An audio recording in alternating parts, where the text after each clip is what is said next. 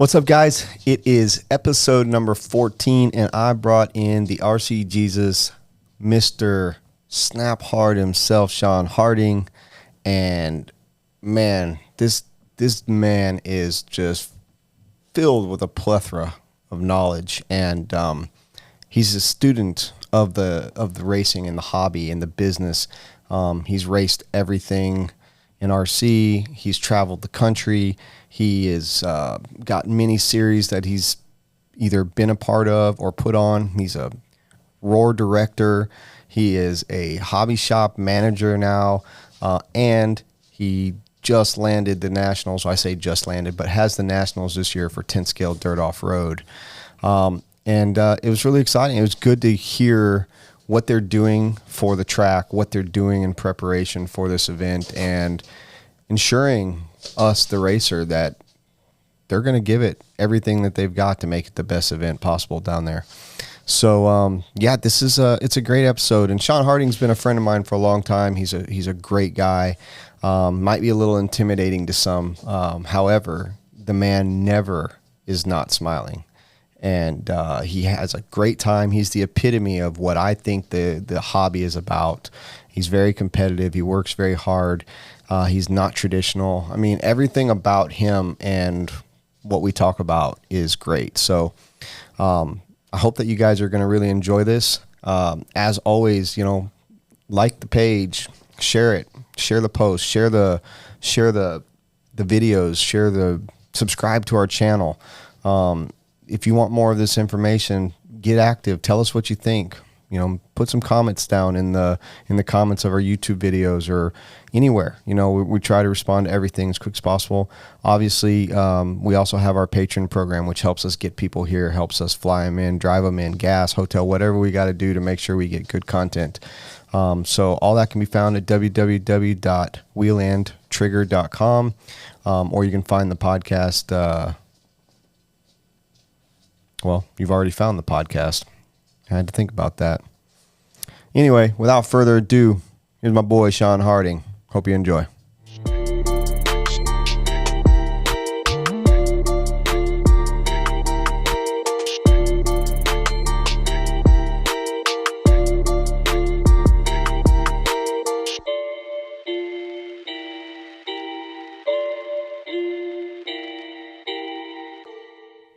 Cheers. My homie. Yeah, dude. Dude, I'm glad you came out. You're on my list, and when I was looking through Nats, I was looking at the flyer. I was trying to plan my stuff, trying to figure out what I'm going to be doing. And I'm like... You're racing all the classes, right? I'm racing something. I don't know what yet, but I'm going to race something. Hell yeah. I just don't know what. I don't have any cars built. Oh, S-Work stuff. Me either. That's the problem. And I have cars. Yeah. I just don't have anything like out of the box built. Like I got to build. You got to go from ground up. Yeah. Ground up, start. I got to break them in, and I just got to get serious, Yeah, you got 1 month. 1 month. Yeah. Time's flying, dude. Yes, this year has absolutely flown. We've gotten a lot done. I look back and I'm blown away with how much progress we've actually had this, year walking through the manifestation. So I want to know where it goes, because the days are so long when you're young. And is it the mind? Is it just the mind? The young, fertile mind that doesn't really know about time? Like time, when you're young, you don't think you don't have a time limit. But the older you get, you want to get so much more done, but it's just... Is it mental? Yeah, kids just don't have as much. They're very imaginative, but they don't have as much responsibility. It is all the responsibility that's thrown on you that makes that day go away. I think you're right. And that mental capacity you have to like finish stuff. Your brain is just moving so fast all the time. It never takes time to like stop and enjoy. Yeah. Like you have to you got to plan it. You would think the spontaneous, just let loose and relax would happen, but when you have that much going on, you actually got to plan some downtime. Yeah, and that's how does that work out for you? I just do different things. Like I do band practice, right? Just something completely different than what it's the same in a lot of aspects, but it's totally different. So it gives me a little perspective when I get done with it. I haven't had to think about toy cars for 2 hours. That's hard.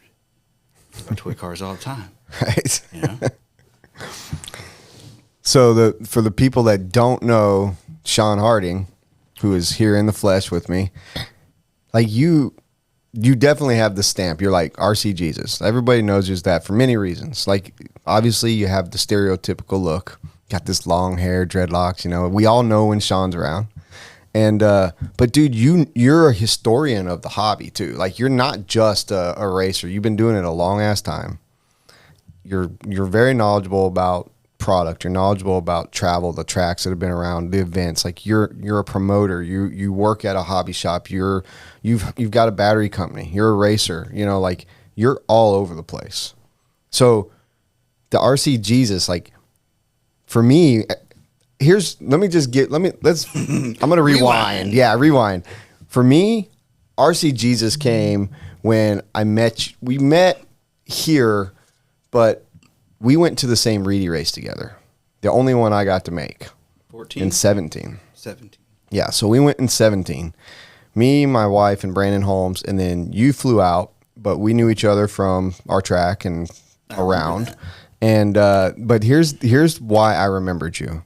Because I remember I was just start up. We're only a few years with Beach RC, and that was an expensive trip for me. I took my wife, went out there. We got a hotel, stayed with Brandon. We split a little cost, but my man shows up, rents that minivan, and you were a mobile dude. Like, you could do whatever you want, whenever you wanted. Like, yeah, when you don't have freedom. A compadre to split, the bill with, I just got myself a minivan. Flew out there by myself, stayed in the minivan. It was rad, though. Around. Oh yeah. It took me a minute to understand like that freedom. Like, I had to think about that for a while, and especially, in Southern California, like the weather was January. Yeah, it's perfect. It's perfect. Like, there was no, and I was like, man, that guy's living the dream. Like, I used to do that with my dad, going traveling, racing cars and different things. We'd stay in the truck, and that freedom, that feeling of just being out there, and so that's what resonated with me early on with you, is that you were just that guy. You're like a gypsy in a sense. Oh, dude, when I put something in motion, come hell or high water, I'm going to go do it. And being in the band taught me a lot about just how to do road trips. And, and if I the more money I save, the more road trips I can do, the longer I can stay on it. Perfect. I officially, in 2021, raced more than anyone on the planet. I believe it. It's official. Yeah. We averaged, we did 5 days a week. Wow. For 50 weeks. So it was close to 250 races in 1 year. That's incredible. Yeah. We did the math.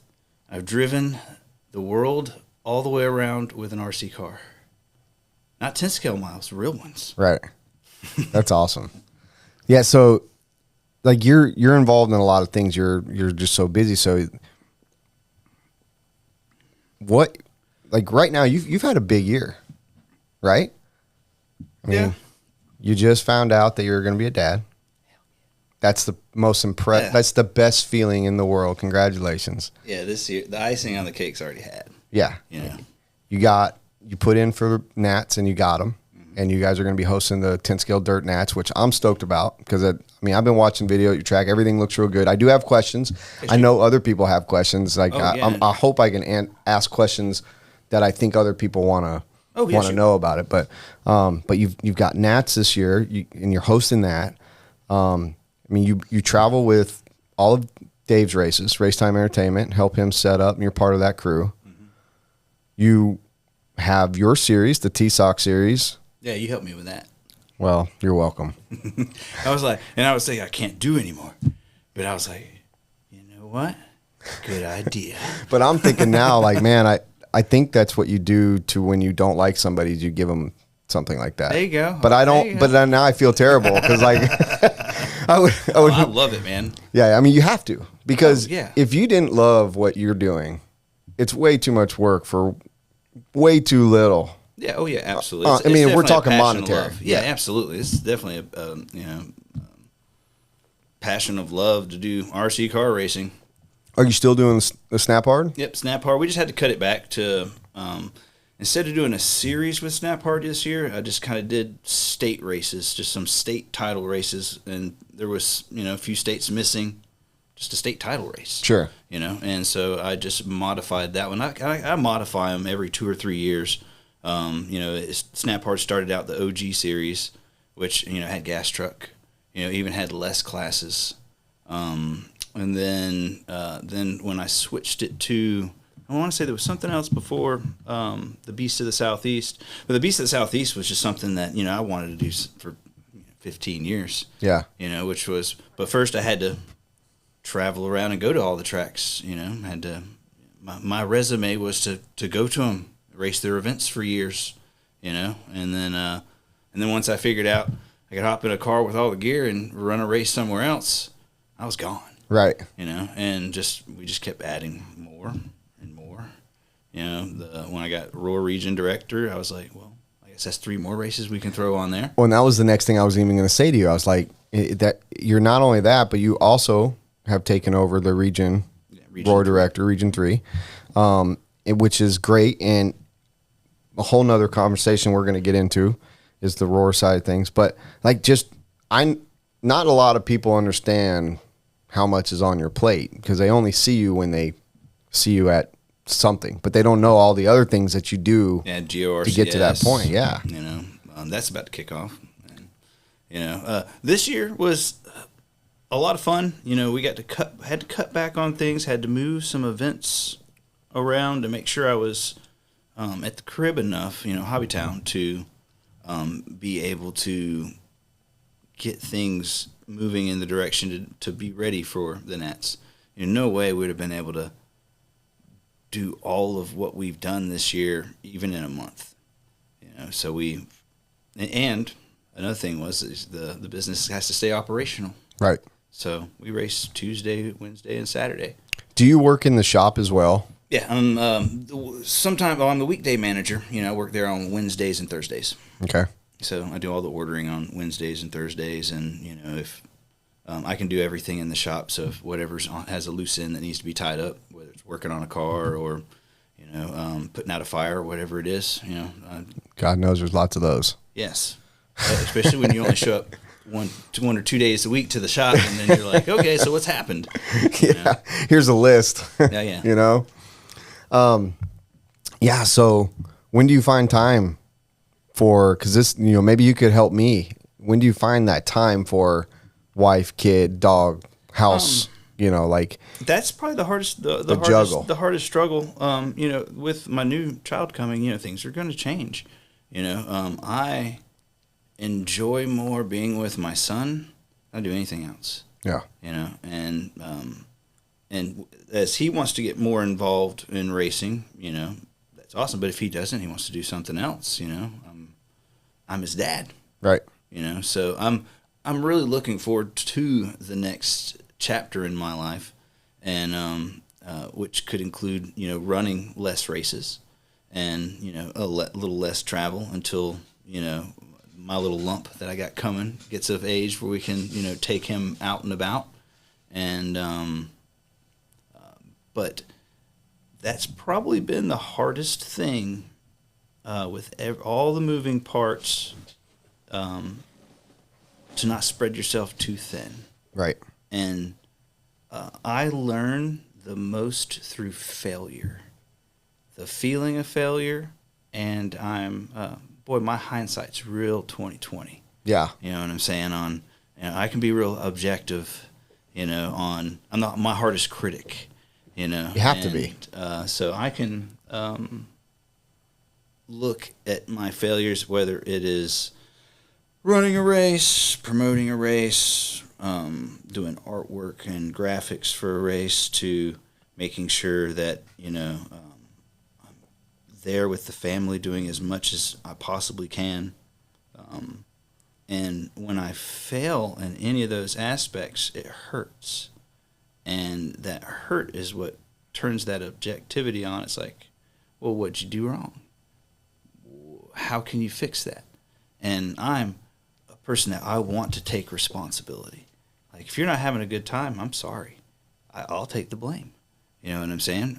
And, you know, it could be something very petty that a racer's coming to me and telling me, you know, something that I'd just be like, my eyes will scratch the back of my head. I'm rolling, inside my head, I'm rolling my eyes. Right. You know, but I try to empathetically put myself in their shoes, and I'm like, well, just listen to them, you know? They may just not have good social tact. You know what I'm saying? And they're emotional, and they just need to tell me what the problem is. It's a good way to put it. And social tact. Yeah, and when people are a little upset, maybe they had a bad run, and there was something I should have done, you know, and I could have made better. And instead of going, everybody's got to drive the same track, which is true. There's not anything wrong with saying that.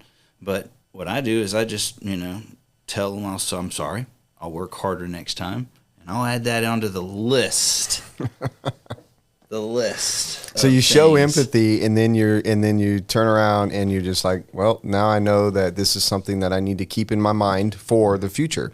In the fact that, you know, you can't fix it today. It's gone. You know? But we will log that, so that way we can hopefully make you feel better the next time. Live, learn, and try not to forget. Yeah. That forgetting part's the hard one when you have to relearn the same lesson over, and try not to get desensitized to learning those lessons so you can actually make some change. And, you know, you're going to go through an even flow, you know, of feeling motivated to do things, being more extroverted and being more out there, and then dialing it back, being a little more introverted, you know. And usually those are the times when you don't hear from me, you don't see from me that much. That's when the plans are going down. That's like when I'm looking at that list of failures, and I start building the manifestation list for the future. Right. You know, and that's usually, and the harder I'm hit with the failures, the bigger the change. You know, if things are just kind of going and like I'm just moving through the motions and there's not a lot of fires to put out and stuff, I'm not getting better. You know, you have to have a certain amount of stress and strain on you for you to evolve, you know, and I like that stress. It's like pressure. Yeah, it's pressure, selection pressure. Yeah. You know? And if you don't have enough pressure, you become weak. And when something does shocking happens, it gives you almost like a very small form of a PTSD if you're weak. You know what I'm saying? Because you have no coping mechanisms because you never put yourself in a stressful situation. So somebody yelling at you is traumatizing. Right. You know, I try to put myself in the situations to where I will evolve. You know, it's not going to break me. You know what I'm saying? I might have some bad days. You know, I might feel bad, you know, for not completing a task. But then I sit back and I tell myself, well, you always set your goals lofty, Shon. You always set your goals beyond what is your ability, for the fact that, yeah, you may get roasted a little bit. Because they're like, well, what about that thing you talked about? You so, like, for instance, like you have a layout and you show it to people. And let's just say you ran out of dirt. And you're like, well, got to make a decision. Got to go omit something. And then the first thing someone's going to do is they're like, whoa, that wasn't what you had on the piece of paper. Yeah, it's right there in black and white. You were going to build it just like that. Yeah, and, you know, so you just got to take it. You just got to take it. Yeah. You know, and but anytime, because like I said, I learn more in failure than I do in success. So as long as I'm setting my goals very lofty, I'll get through them. And when people start looking at all that I did, they're like, well, you got a lot done. Yeah. You know, and then, but when I can get about 90 to 95% of what I have put in motion done, I learn from the 5% that I failed at. And then I can make an adjustment, because all you're doing is, you know, similar to making a cake, you know, or making a 4-course meal. It all starts being cooked at one time maybe, but it all has to be delivered at different times, you know, perfect, you know. And so when we're doing something for the Nationals, you know, I've had a year, you know, so I've had to, you know, have a year to make sure that this, you know, 4-course meal for the Nats comes out. And but I think with everything I've learned, because I pretty much broke everything down into 4 to 6 week intervals since I've known that I've had the gnats. Setting some goals for both the facility and the track, and I would end that 4 to 6 weeks with a race and have that race and see where the flaws were, and then see, because I couldn't do it all at one time. I got to break it down, and I got to keep the business operational. So I really only have 2 to 4 days to do anything. But what are some of those things you have to do during that 4-week time? Like, is it learning something about the dirt? Is it trying different sections on a layout? Is it like changing the pits around so that maybe they're more cohesive to a lot of people? Like, what are the things that you've been doing? You just nailed it. I break the facility into really just 2 parts: the ergonomics for the pits and the looks of the pits, and then same thing on the off-road track, working on it, because they both have to be, national level. You're only as good as your weakest link. There are a level of priorities. Track is the highest one, but it can't be lopsided. So, everything from, painting the floors, like you said, we were changing the pits around to see, and we learned a lot. Every time we do this, I'm much more excited afterwards, and I'm beat down. I'm tired. Yeah, because I've literally worked. For me to do 100 hours in a week is not uncommon. Right. And when it gets, and some of the stuff is more manual labor, and when you can do it all, you try to lead by example and do some of the stuff that everybody can do, but you got to do it too. Yeah. So everybody knows that you're just not giving up on one tiny little aspect, like hanging a banner. Some people might not want to hang banners. I don't care. You know what I'm saying? It's got to get done, right? Anybody can hang a banner. But when I look around, I look for the thing that's the weakest, and if I don't see if I can't delegate it, then I'll just go over there and I'll do it. Yeah. And which those kind of suck in some aspects, because it would be better for me to focus on the things that only I can do. Yeah. Whether it be broadcasting, making videos or flyers. I can have other people do it, but one, I enjoy doing it. Right. And there's just less people that I would entrust doing it, Well, does your HobbyTown employ, do you have a large group of people, or kind of like us? No, yeah, it's skeleton crew. Yeah, especially the past couple of years. And I remember you telling me at one point, like, the guy that it's also like a sportsman, or like a archery connection. Mm-hmm. That's right. So it's not just a HobbyTown. It was kind of multi-purpose. And they got shooting range and all that, like a archery range and all that. Archery ranges. They have a state-of-the-art archery range, just like a gun range. Actually, the target moves away from you. You can set it at any distance that you want, and shoot. And they can shoot the newer high capacity, or not high capacity. These things are ridiculous what they shoot. It'll go through walls. Wow. How awesome they are. And we have literally the best people over there for the archery side, for absolute sure. Like Mason, he's a world champ. He's a real a real Robin Hood. When he won, they had to change the scoring. Like, that's how good he was at it, or he is at it. And but I think hunting season's really kind of starts in August, people getting ready, and then goes to April-ish, and then that side of the business drops off just naturally, in the summertime. So they chose to do the HobbyTown, something that was a year-round business, so when things aren't so hot on the archery side, usually we push the RC side real hard, and same thing around Christmas time as well. And so they got 2 entities in a 37,000 square foot building, rocking and rolling. Yeah. And they've been doing it, I want to say, since either the late 60s or early 70s. They've been in business doing archery, and I want to say getting close to 10 years on the HobbyTown side for them. And I've been with them for 3. Nice. And you like working for the people that own it? Oh yeah, they entrust me to knock it out. You know what I'm saying? They give me full reign, and it's better. The too many cooks in the kitchen kill stuff. Yeah. It's better to have just one cook in the kitchen, and all the responsibility falls on that person. Whatever direction.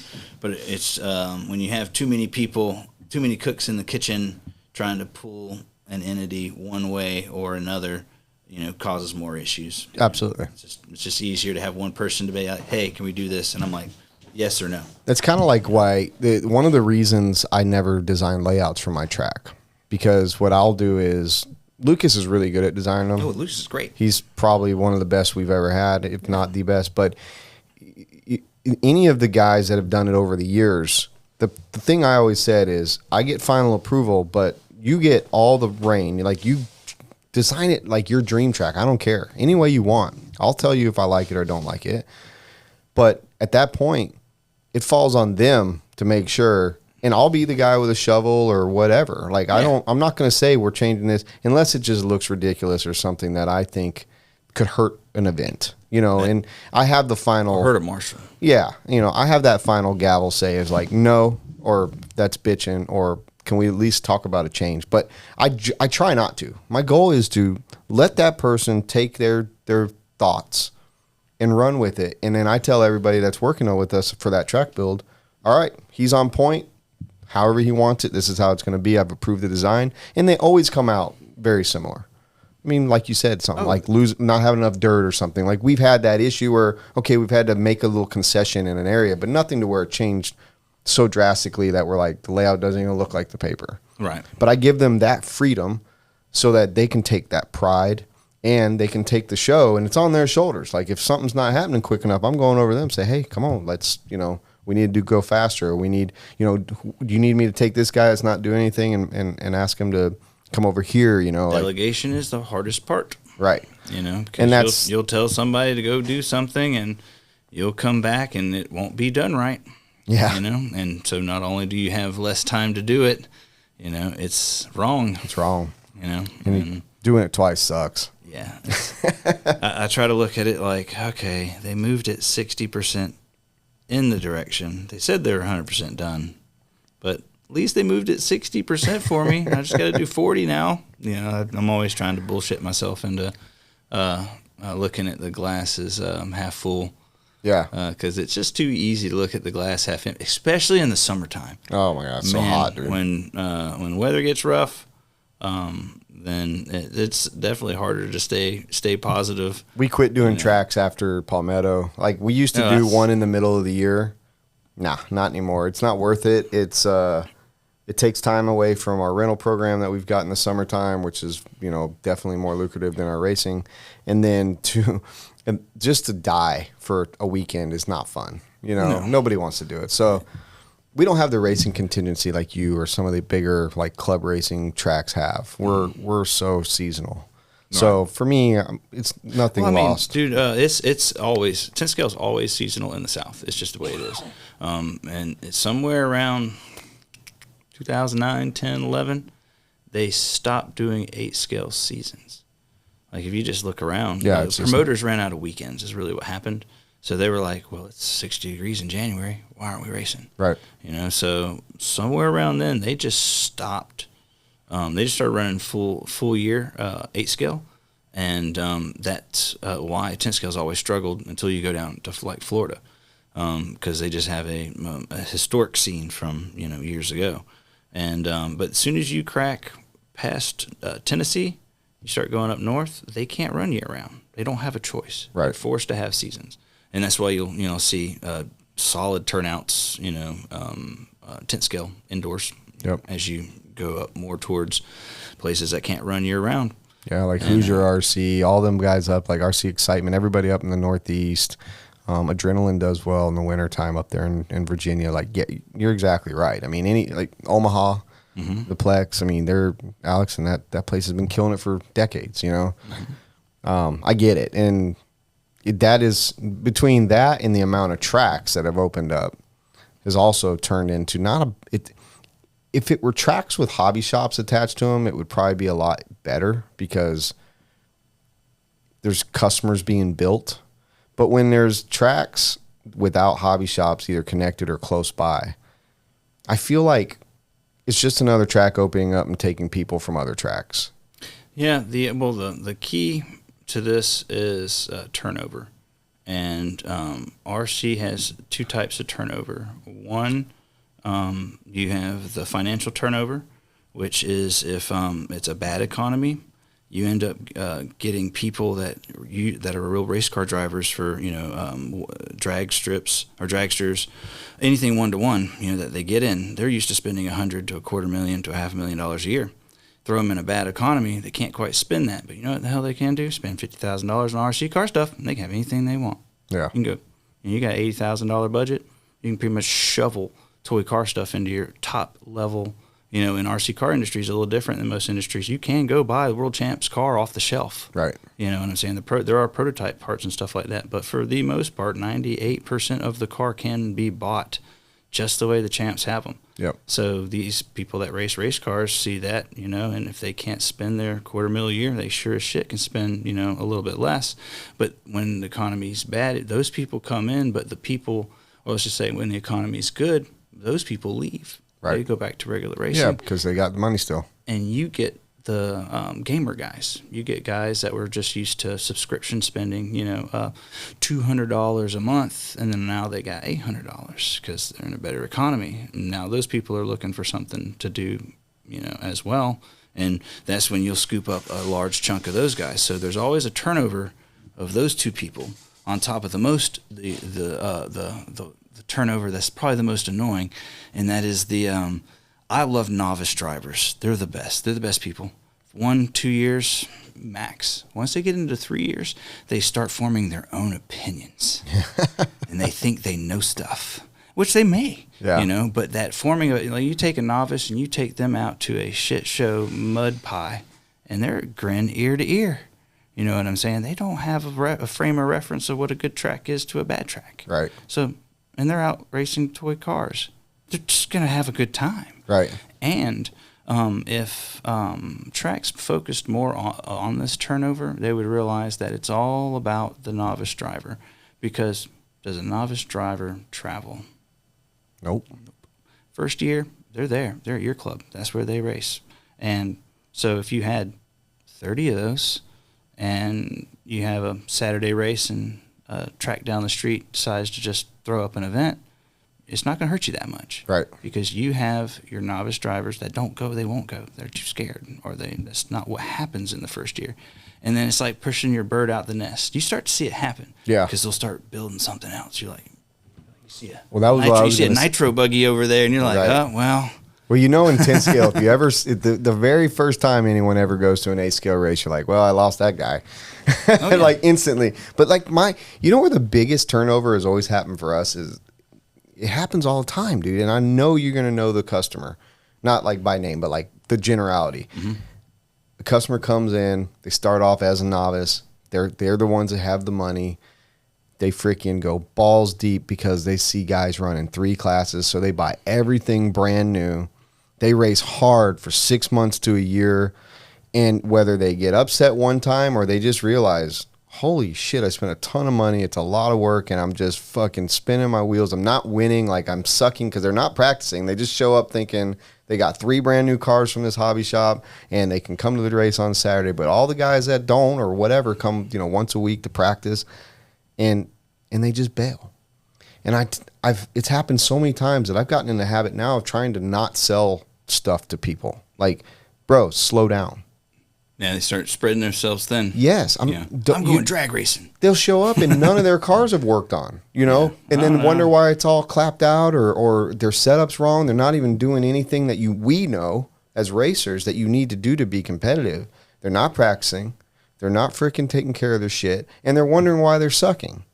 And it's hard to go and tell a guy, look, bro, you suck because these are the reasons. And I've been honest with a lot of, especially the customers I knew that kind of were like, they didn't want to leave, but they were getting frustrated. You know that person. You see it, yeah. But the ones that just go in, I'm trying to say, listen, I don't want, if you were to give me $1,000 and buy a whole brand new 10 scale buggy or whatever, but you already have 1 or 2 or whatever, I'm going to say, bro, you just got that. Slow down. I know I've seen the people just like you do this, and I don't want to lose you. Like I want to keep you here. We don't want your money like that. We want you to be here for years, not for a year. Yep. You know, and I don't. It's hard for people to wrap their head around the fact that I'll turn down money. We don't. It's not all about the money. It's about the racer. You care. You know, you see somebody that has potential to continue on. You just see them making the same mistakes that you did. Yeah. You know, and it's okay to bounce back and forth to figure out what you can handle and can't handle.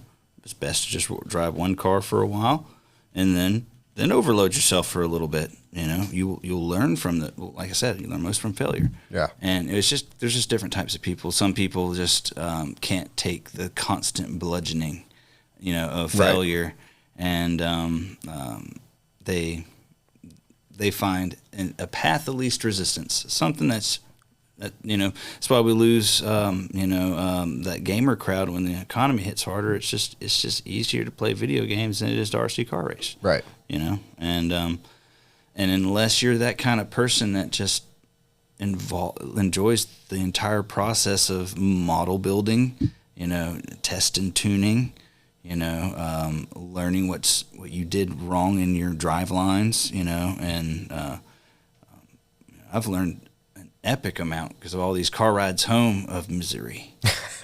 you know, you do good in a couple classes, but you know, I could care less when I win. I'm more focused on like that class I didn't win, and what I did wrong. Right. You know, so and it's not like I'm upset when anybody else wins. I want my friends to win. Nothing makes me more happy than like when I see somebody coming up the ranks. I'm like one of the first ones you got to come to. It's like Mike Tyson's Punch Out, and I'm the first hard motherfucker you got to run up against. Right. You know. And you get past you move to one little level. You go to the next one, and like some people actually like will detonate their cars like when that person's finally getting there, and they finally they act like that. You know, they can't handle the defeat, and it's like, dude, you know, if it was talent, you know, and they just got lucky, well, awesome, you know, great, you know. But a lot of times that's not how that works here. You know, you got to put in the effort, you know, and I ain't gonna give it to you. No, you know, I'm gonna give you what fours to the end. I watched you really take a big leap in speed. It's probably been a few years now. I was always gauging you by our races and stuff that I'd be around you, but like Masters one year, I think it was the year that you decided to run stock. You ran mod and stock. You ran like 17.5 and then mod two-wheel buggy, and I think stadium truck that year, something like that. Yeah, that sounds right. It might have been like in between the 22.4 and the 22X4, something like that, you know, which I could understand why you didn't want to run that fucking car. But like you took a big step in speed, which was awesome because I'm like you. I like to see my friends do well. Like I want to do well. I show up to race and to do well. But I love seeing people like reach happiness of, you know, their level, you know, wherever they end up. So many people, I talked about this with Kevin Abbott. It's like, there's so many haters right now.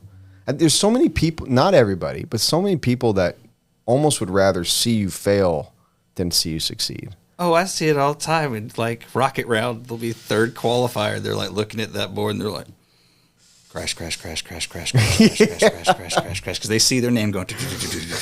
Yeah, exactly. And instead of being happy for their homie that just went out there and did the run of his life, you know. And I'd say the biggest jollies that I would get is when everybody's on their A game, everybody's doing good, and I win. I don't want to win because, you know, you picked the wrong tire. I don't want to win because you loosen the slipper just a little too much, and now it's the end of the race and pads heated up and you can't clear a jump, you know. Like I don't want to win when you make a mistake on the track. You know, I don't like that who crashes last win. Right. You know, and I would much rather see 10 cars after 10 minutes go down the straightaway and battle it out in the last turn. Right. You know, and but it's almost that's asking a lot. Even at the best level. Yeah.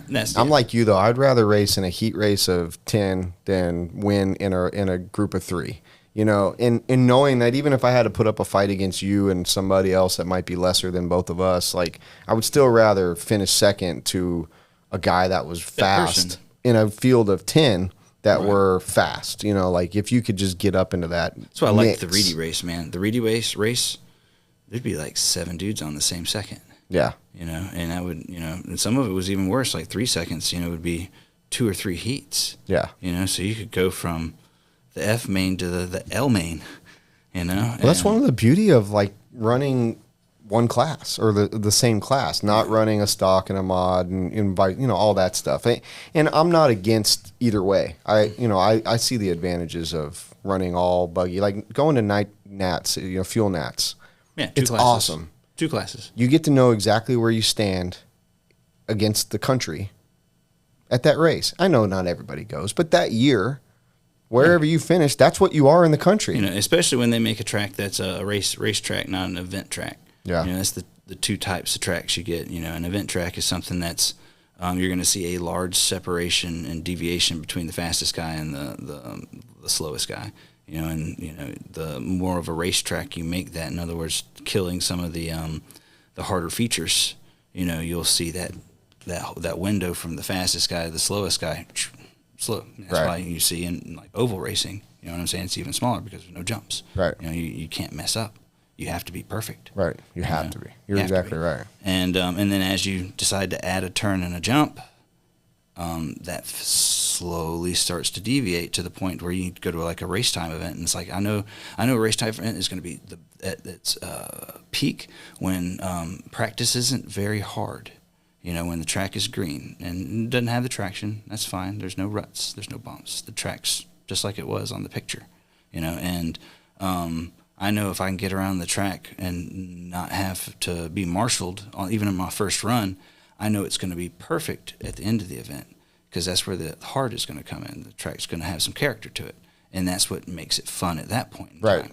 But if the track starts out really hard, then there's not going to be a lot of race passing. Yeah. It's going to be guy crash, guy goes by. Oh, that guy crashed, he goes by. Right. You know, because it's a difficult track layout on top of, blown out sections, you know, I call it calico sections, where, you know, there's just different grip levels, you know, and, but the more of an event track it becomes, like you take every feature you suck at and put it on a track. Yeah. That's what's going to make you an actually better driver. So like when I see an event that, even if it's a big event, and I see that the track is just naturally a pain in the ass, I get rid of the attitude of let's see where we're stacked up to just have a fun time driving on the track. Thank you, sir. And learn from where you're weak. You know, so I don't really care about the results. I'm more learning about. I'm trying to objectively get better. But then I'll roll to a track where it's, you know, a big race and it's easy, and that's where you're going to find out where you actually stack up amongst everybody, because even the slow guy's fast. Yeah. You know, and it's the difference between trend setting and industry standard. You know, when you're putting a track together, if you do all industry standard, you'll end up with a racetrack naturally. Industry standard means something that's been done a lot, you know, so you've seen it before, you know, whether, you know, for instance, but you got to, but when a new feature comes along, that hasn't been done, it can become an industry standard. It'll take a few years. Like, for instance, dragon backs. They got real popular there for a little bit. Yeah. You know, they weren't around. And then all of a sudden one got done, and for the next 2 years, everybody had a dragon back.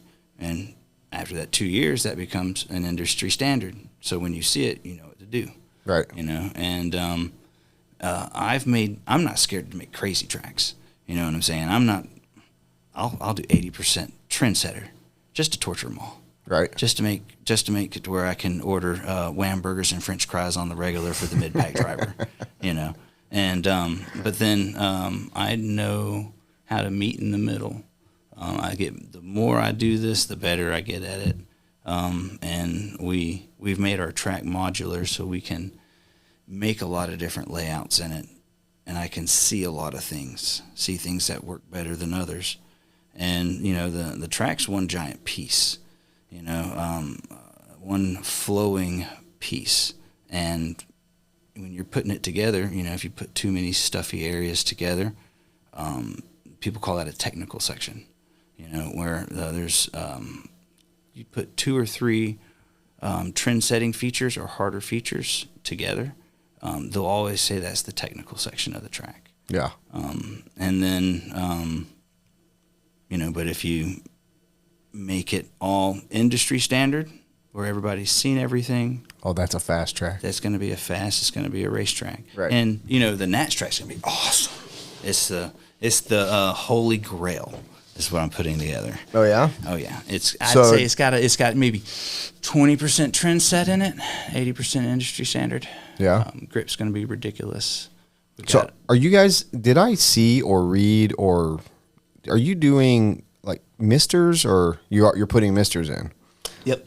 Okay. To get the most consistency, our clay is like a kaolin earthen weather style track. It's a pure clay. There's no sand in it. There's no abrasion at all, none. And to get, and when you have a clay like that, it's very temperamental. Temperature, humidity, all of that affects the surface of that track. And if you have too much water, the clay actually will get on the tire. If you don't have enough water. It's just like, if you have beach on dust, or beach on dust at beach. Right. It's like it's like ice. It's so you got 2 thresholds. Mm-hmm. Too much water, not enough water. And I've learned learning more about staying in the happy range, in the middle. And our traction's ridiculous because there's been events, as we're learning all of this over the past 3 years, we'd have an event. And we were like, man, where the traction? I think something's wrong with my car. It won't track straight because there's just that much initial, like carpet, AstroTurf, carpet levels of initial steering. And then we'll have times where, I can make it 3 hours later where it goes to medium high bite, or even medium bite. And I can get it to where it'll do that in sections. Sweepers are always where you end up with traction rolls. Naturally, as you slowly go to the edge of the traction circle, and then apply over it, that's when you get your traction roll. Like 180s, you don't have as much traction roll unless you have an off camber or something like that. Right. Because you're throwing it in the car straight, and then when you hit the gas or hit the brakes are a little heavier, and that weight that goes and transfers lowers the car. So you'll notice in a 180. That with super high bite, you'll notice the car will just go around it in one motion, and then you'll notice that on sweepers that as you come in and you try to make that last little motion, you're on the edge of the traction circle, you make that last little adjustment, and then it goes over. With our track, you'll notice every track does it. Like for instance, when dust starts coming up, they'll blow the track. And then by the 4th minute of any race, you'll notice that there's certain spots that have now collected dust. So you got the window or the line's a little narrower. Right. There's no line on our track. It does take. It's weird. It actually takes more rubber wet than dry.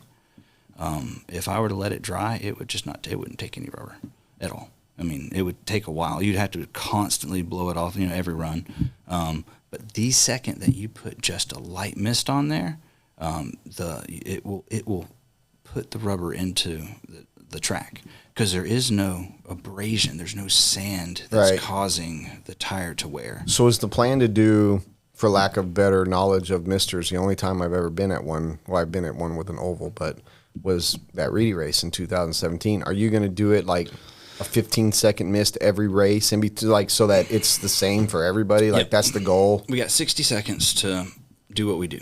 Okay. So in that 60-second switch of drivers, it has to miss the track and dry.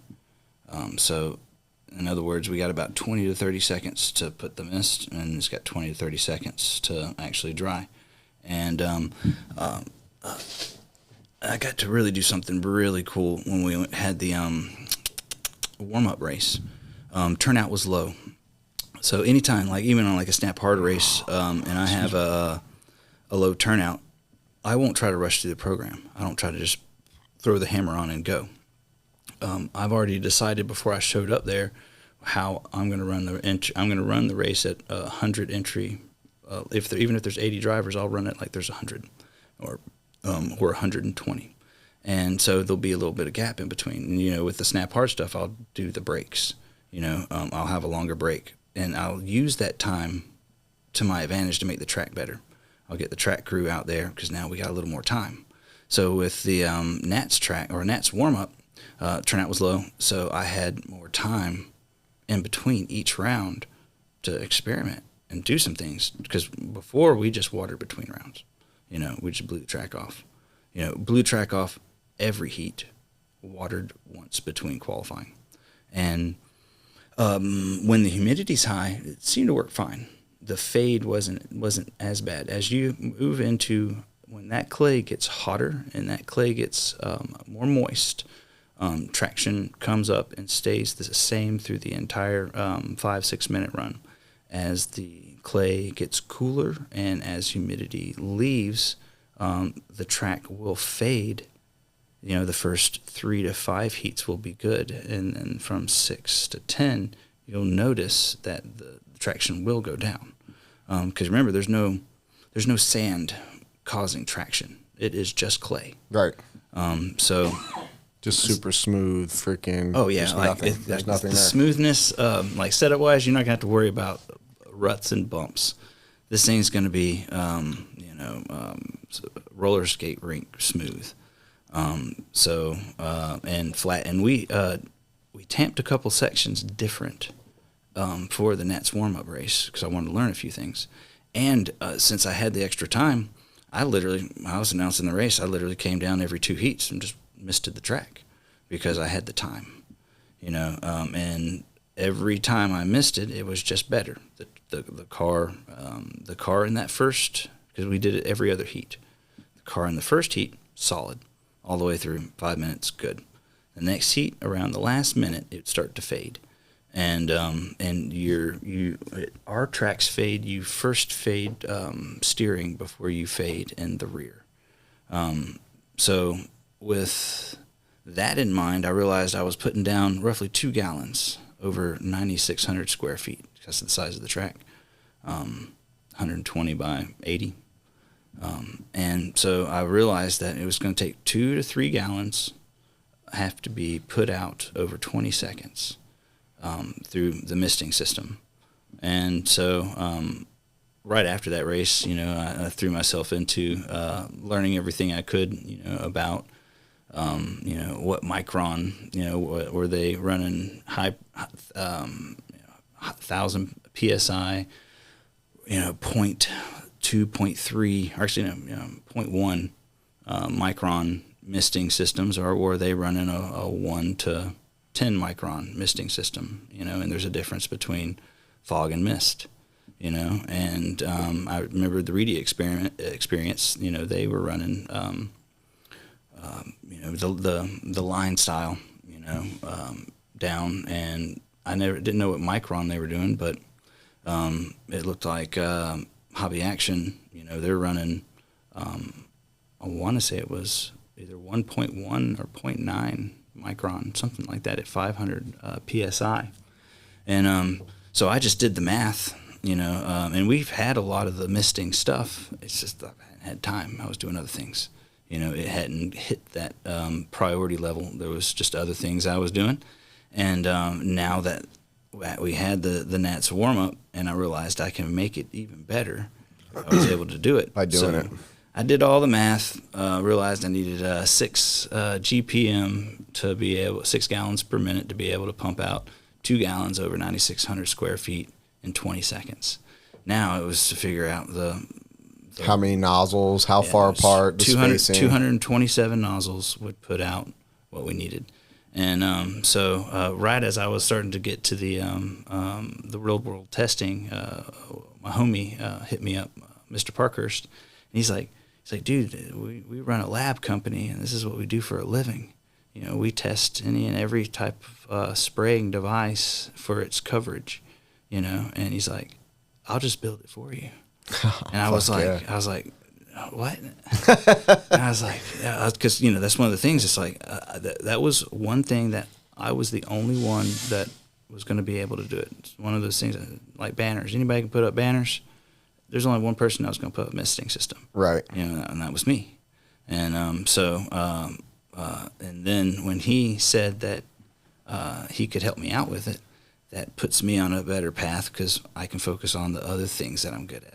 You know, which is delegating and the track layout. You know, focusing on that instead of damn misting. Yeah. You know, and so I literally have he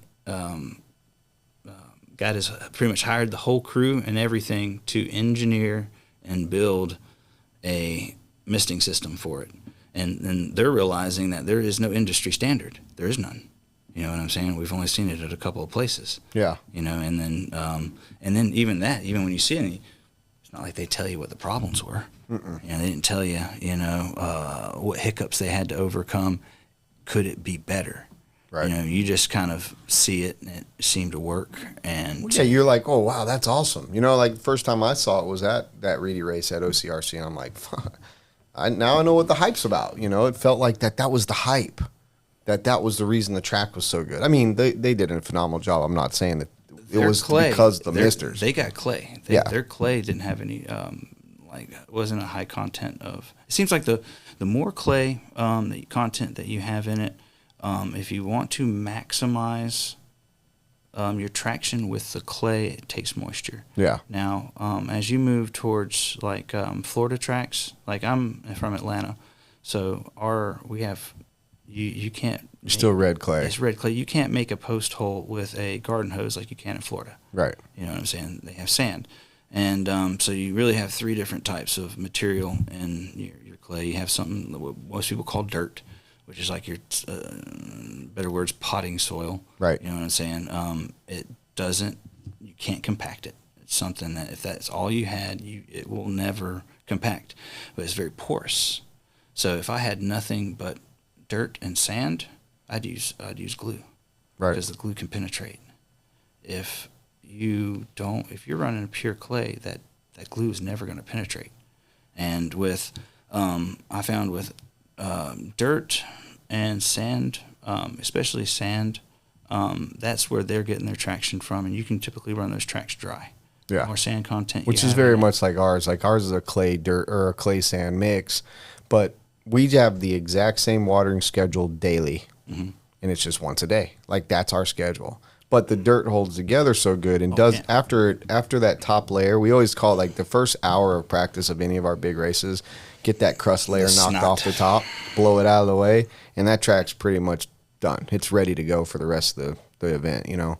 But yeah, we were fortunate, but a lot of places aren't. Like, you know, let's be real about it. Even I was. If I'm building a new facility, I'm not going looking for the best dirt. I'm going looking for the cheapest dirt. Like, I need to get this thing off the ground. I got lucky because I found the cheapest dirt I could find, and it just happened to be awesome dirt, right? Same here, man. You know, and then if you did get dealt a bad hand, you have to figure it out, which is going to what you're saying. Like, you learn that, you learn that your clay needed moisture. It wasn't dirt that was porous, so you learn that so that you could optimize it for bigger events. Which obviously the pinnacle of in the national world of racing RC cars, the 10 scale Nats is definitely one of the ones that everyone looks forward to every year. There's only a few races left that are like big 10 scale races. It's kind of got the INS, you got Nats, you got Masters. You got Reedy's Top Gun, Reedy's gone. It used to be the CRC Winter Champs. Yeah. That would have 120 entries in two-wheel, four-wheel mod. That was a great race. I think Hoosier took that race made it something else now. Like they took the date. But yeah, there's like 5 pretty big majors when it comes to 10 scale races a year. But the tracks are all so different.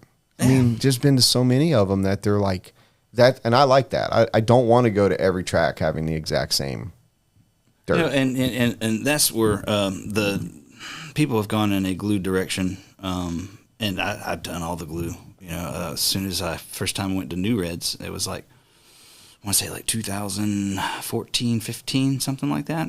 Went to a Roar Regional, and I was like, guys, we're doing this all wrong. But that was at Hot Shots, and Hot Shots was a mixture of red. Georgia red clay is not. It really is a hodgepodge of stuff. It's typically needs to be run dry because of the sand and dirt content. It gets more traction when it's just dry. That's why our tracks work good in the sun. Sun bakes, traction goes up. Sun goes down, dew point comes up, traction goes down. It gets greasy. And with our track, you know, it being a pure clay, and there was actually something that I did all year long, or last year. I started noticing when I started watering my track a specific way, it just got better, you know. And so I was like, I go to a lot of different tracks, and sometimes, you know, they let me run the watering. They're like, you know, usually I just, you know, I do the way we agree is I do all the program, they do all the track maintenance. But sometimes I show up and they're like, you know, you can do it, and I'm like, well, that's not my track. You know, and it's not that I won't, you know what I'm saying? It's not like I'm mad. Yeah, but you don't want to ruin it either. Yeah. Not knowing, you know, Not knowing. just not knowing how the dirt takes the water and whatever. And so I hear what everybody says, and they're like, run it dry, run it dry, run it dry. And then I kind of look at the track, and there's a couple things I try to do. One, if I can run a slick, I will.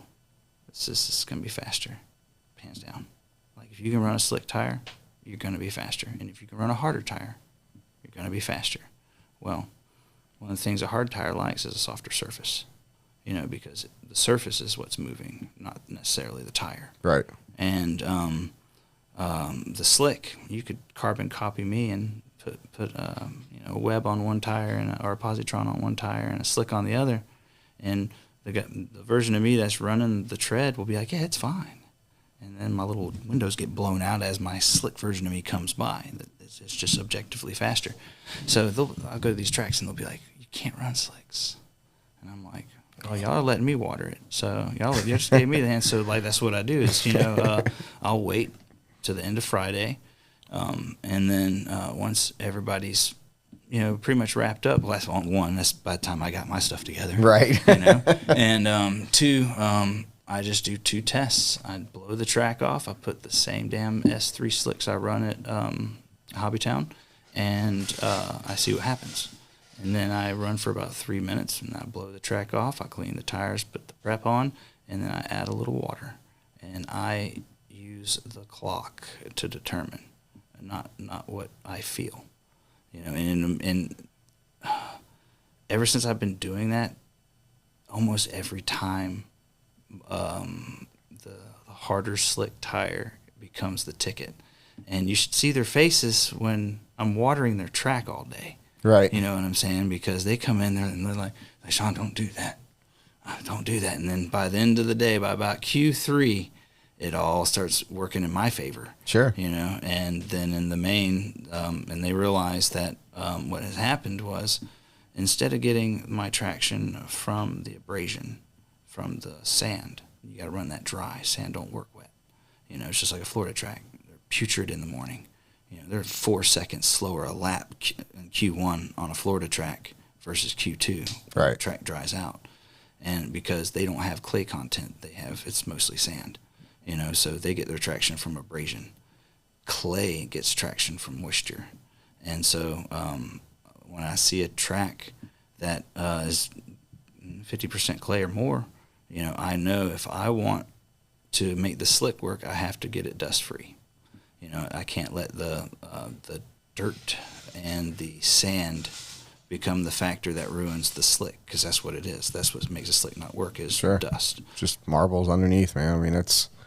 And so when I water their track, I've chosen to get the traction from the clay, and what I like about clay traction is it's not abrasive on the tire. Yeah, it lasts longer.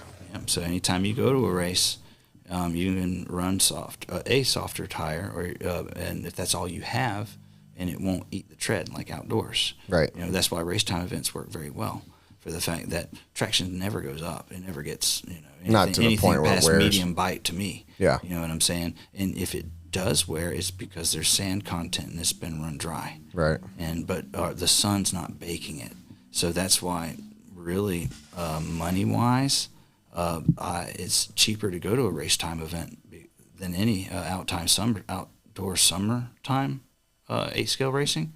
It eats tires. Yeah. And they're one and done. If you're on a budget, the race time events are definitely the way to go. When I first started doing the race time events, I want to say like 4 years ago, because I'm definitely late to any of the 8-scale stuff. I've just been dedicated 10th scale, and when I started working for Dave, that was my green introduction. Yeah, it's like I got to at least get one. Yeah. And I remember running Truggy, and I ran the same damn set of tires all through practice, all through the quals, and through the mains. I mean, I wouldn't do that now, because I realized that the fresher foam and the newer tire fresher foam rolls better. Yeah. Anything that But you could have, true. but you could still get through with a couple sets on a weekend. Yeah, if you have the right tire and you understand like what you're up against, instead of throwing all kinds of money at tire after tire after tire. Yep. And, Exactly. So you really can't save a few bucks, but I know that when I'm working on those tracks, without the sun, traction's never gonna get up past medium. Yeah. But it doesn't matter if it's a high bite track or a low bite track. My goal is to make my car look like it's on medium bite. It's an observation. If I'm carpet, I want it to look like it's on medium bite. Right. Because if it's looking, or carpet, you can get away with a little bit, maybe medium high. But you don't want your car to look like it's on high bite, because it's going to be very hard to hold on to. Real edgy. Real edgy. But I highly suggest to practice that. Being in this hobby for as long as I have, I get to watch, all the new people get into it. And there's some people that start carpet, start turf. And then there's some people that start low bite. And they get different skills. Low bite guy gets counter steering skills. He controlled drift. That's where they're going to do the best on. Carpet guys, their frame rate, their thought process is faster. They have to. Mm-hmm. So fast. Sometimes it's faster than you can think. Just minimal movement, like the wheels are moving within the millimeters. Just nothing. And if you come from a high bite world and you end up in a low bite world, it feels like molasses slow. That's why 8-scales always feel slow to me. Yeah. 8-scale always feels slow to me. I'm like, okay, get it around, turn. Come on. Until Right. it's summertime. Summertime, smooth track, 95 degrees outside, Q2, Q3. Hell yeah. Then I feel like I'm right with the car. Yeah. I can think, a little ahead, but if it's a low bite situation, I'm already thinking up here while the car is still working its way. And if you notice, you'll watch those kids with counter steer ability and the kids with a faster thought frame rate. When they meet in the middle, the kid with the faster frame rate's faster. You know what I'm saying? The counter steering isn't on medium bite. When you get the car to medium bite, the counter steering ability is not near as much of a factor as your thought frame rate. Right. How fast can you think? And you got to remember that medium bite feels slow Right. to that kid. That's Yeah, that's like in the day when you're starting off in practice. Like I was saying earlier, when we do masters, you that first hour or two of practice is just all that. And that's almost any track that it's when it's brand new, fresh that you go to. It's all counter steer. You're just trying to, everyone's trying to break it in. No one's going to be super fast right off the rip. If your track is a mixture of dirt, sand, and clay, 100%. You're absolutely right. But on yours, you're saying like if it was the right moisture, it's going to be fast right from the grip? It's going to be ridiculous because there's two levels. And the All right, so baking this cake is hard for the fact that the track is moisture and heat temperamental, and when you run it softer, if a car flips upside down, shock tower hits the track. When it's soft, it picks it up, takes a chunk of the track away. So, but that's where the best traction. I'm talking like you think your car's broken because it won't track a straight line. And when you step on the surface, it feels like you were stepping on a gymnastic floor. Like you're about to, do some somersaults and a backflip because you can feel it. Right. The surface, about this deep, if not deeper, is soft. It can still be tamped perfectly flat. But what I have to do is I try to put those areas where there's no chance of a shock tower getting it, so straightaways, flat turns, and over jumps. Say for instance, when you use glue, you'll see maybe they'll put carpet on the landing of a jump. Yeah. Because it chips the glue away, the And they start sand getting from dust the and all underneath, that. and that's like pretty much just taking ball bearings and just throw it on top of a hard surface. Right. Because there's two types of high bite traction. There's hard surface high bite traction and soft surface high bite traction. But what is carpet and turf? That's soft. Mm-hmm. The reason that their traction levels are so high is that first inch is soft, even though it's harder underneath. And so what I do is I have to cure the parts of the track where they land differently than I cure the parts that I want to have maximum traction, like the straightaways, any part where it's on power. But anywhere where a car lands, I have to allow that section to dry just a little bit more. And really the only first millimeter to 2 millimeters is soft. So there's still the traction there. The traction's still there, but when you step on it, it don't feel like a gymnasium floor. Gotcha. So that right there is probably closer to what, how a carpet track is, where it's, you got a little bit of cushion and then underneath it's wood or whatever material they're running. Right.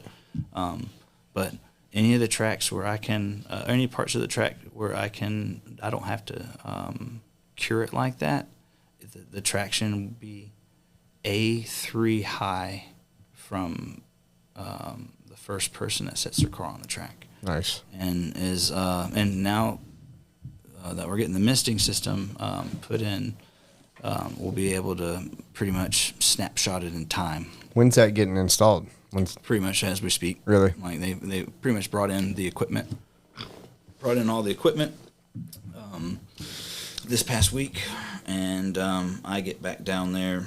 We have a race on the 8th. It's our last club race before we start doing the Nats layout, and so Full new layout? Full new layout. And No modularness. I think I read that it's bald eagles for stock stuff. Bald 100%. eagles. Now, do you guys have? Is it like open prep, or is there like a prep that everyone has to use? The only question, no, prep's fine. You can run whatever you want. I will give you a hint that not all petroleum distillants are the same. If you're a liquid wrench, I'll go ahead and give you a heads up. If you're a liquid wrench fan, that ain't gonna work. It won't work. You want something that a liquid wrench is like a magnet for the clay to go on the tire.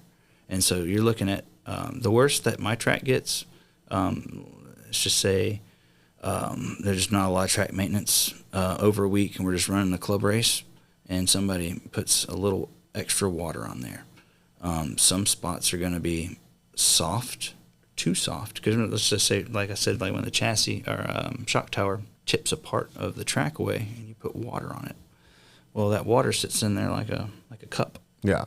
So that one spot is too wet. Yeah, and water goes to the lowest point all over. I mean, when we come in, we water our track once every night, and when you get in, there's spots you have to blow off in the morning. It's just it's what we do daily.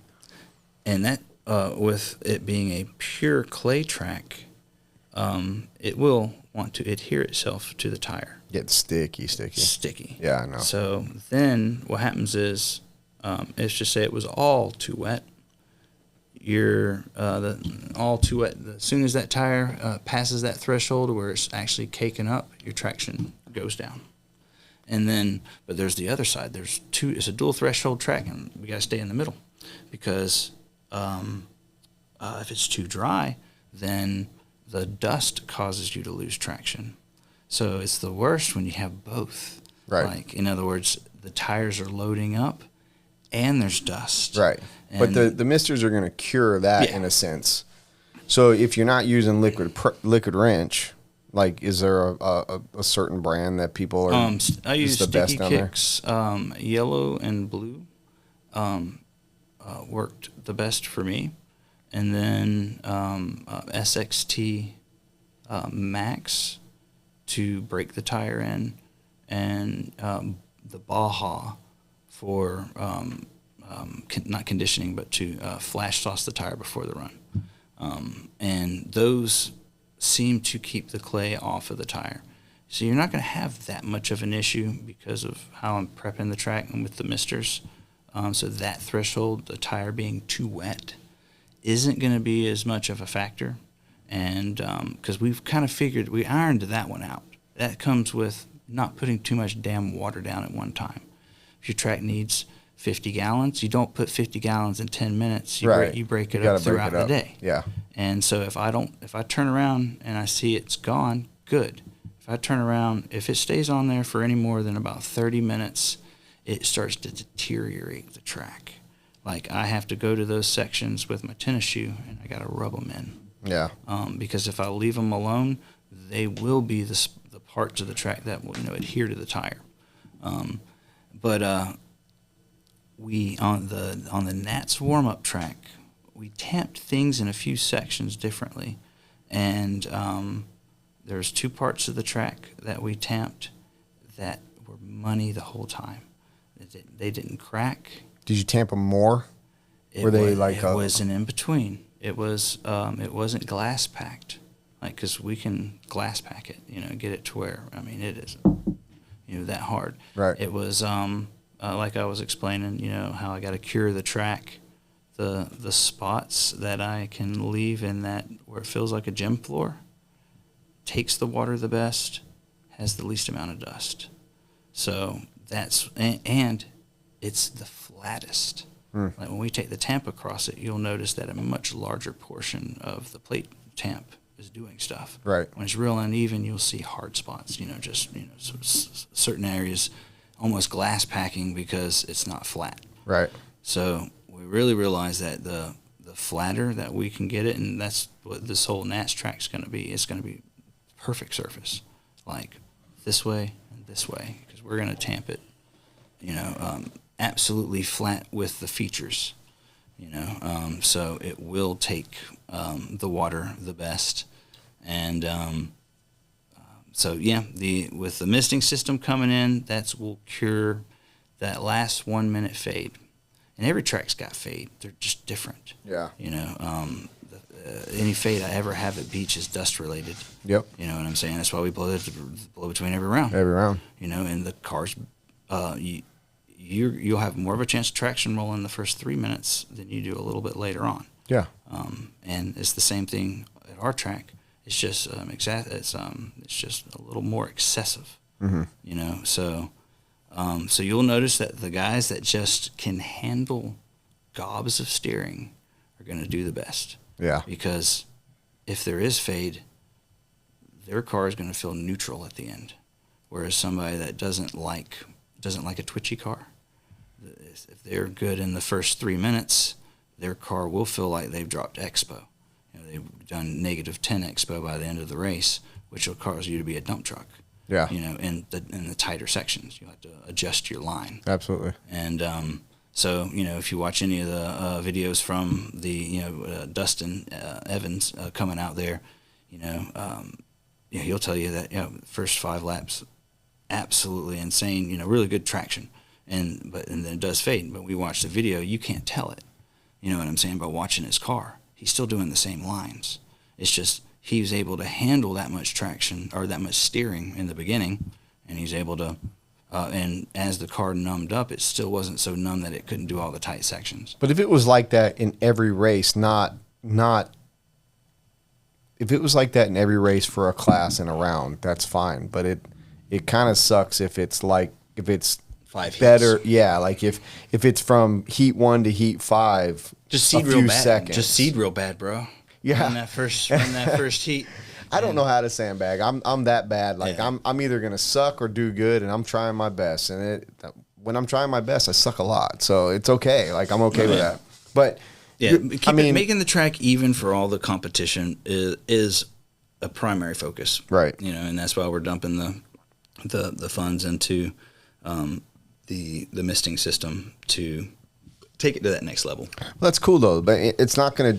It's obviously going to be great to happen for Nats because it's going to show the dedication, the fact that you guys want it to go great. But it's also going to really help your program moving forward. Like it's now it's an asset. You know, now it's something you have that you're going to be able to really.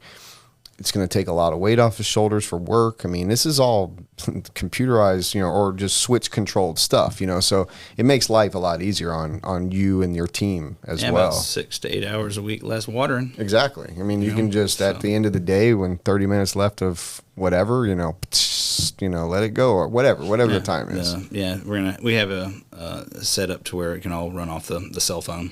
Perfect. So we'll be able to, adjust it. But I also do have, we are going to have some, we're going to have several backup plans, you know, as well as, relay switches as well. You know, if something doesn't work on the software, I've seen these things happen in the music industry, you know. The digital board don't work, so the old analog's got to come back. I've seen it happen in the RC industry. The track that the arena we're doing the RC Pro-Am right up the road is got misters.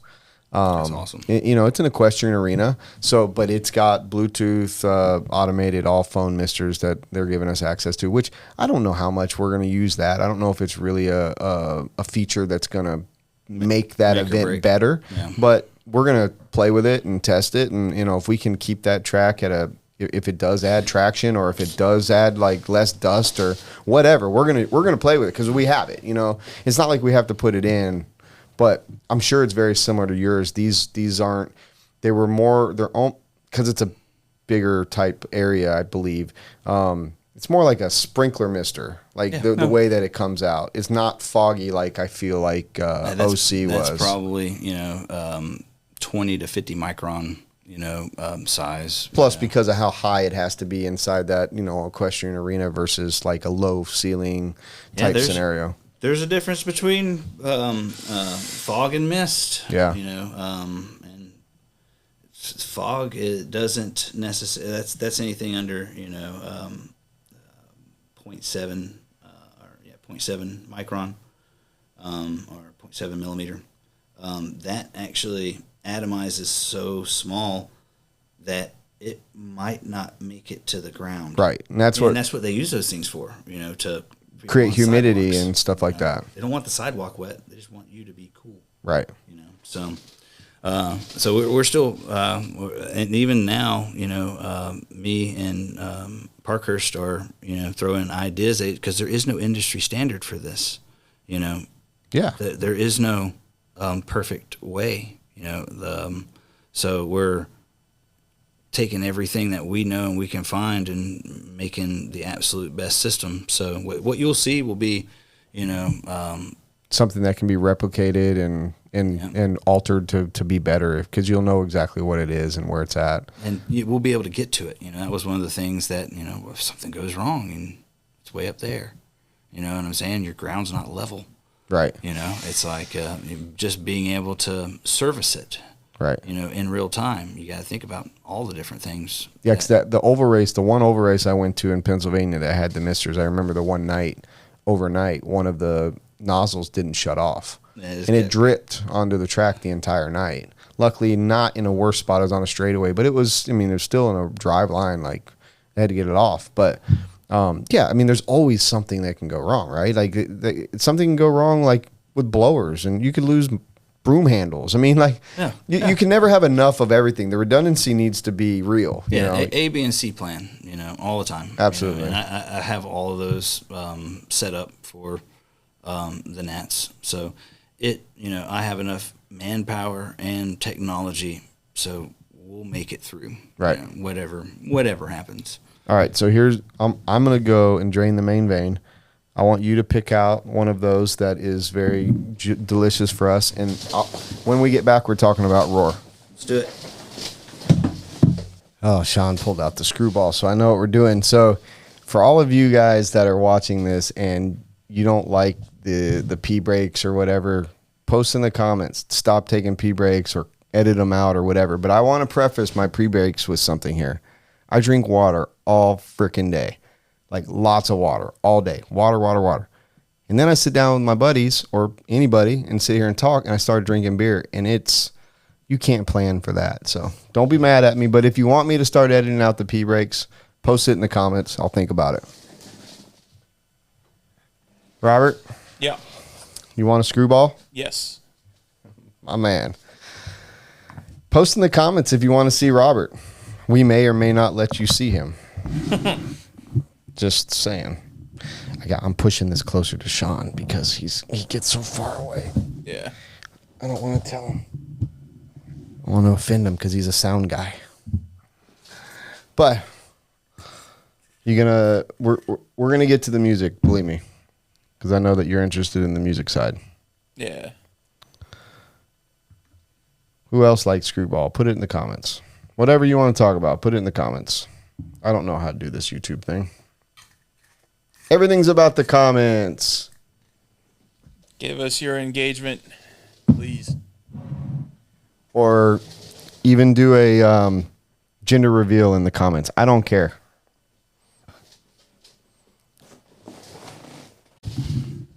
We're back. Back on? Yep. Don't forget your head. Your There we ears. go. I'd lose it if it wasn't screwed on. Screwball for the screwballs. Cheers. Cheers. Oh, cheers. Mm-hmm. Oh, I like that. So many good flavors out there. So, I'm thinking, I want to know, because so this is all going to tie still into Nats in a sense, but you know that I was very frustrated with Roar previously. And I had a very, very good experience with the new regime at Nationals. And I think everybody did. I think the consensus right now is, okay, we know they're here, we know they're listening, and we know it's not what it was. We know that. But you being a regional director, having a direct line and being able to, you guys have to work together, I assume. I don't know what the daily duties are as of now, but what do you think just in the past 6 months or so? How do you feel about the direction it's going? What do you? I mean, it's not just Clayton either, because there's more than just Clayton in there. Like Clayton's kind of the face. He's the president, and he's got probably the hardest job because now everyone looks at him like you're going to make change. Yeah. But the whole scenario, how do you feel about it since the turning of the tide? It's definitely a thankless job. It's just like being like a race director, though. Yeah, race Same director, thing. But I'd say even more of a hot seat for sure. And there are dudes that are in there that are super solid. Like Garland. Garland's awesome. Dude, that's one of my favorite dudes. He's awesome.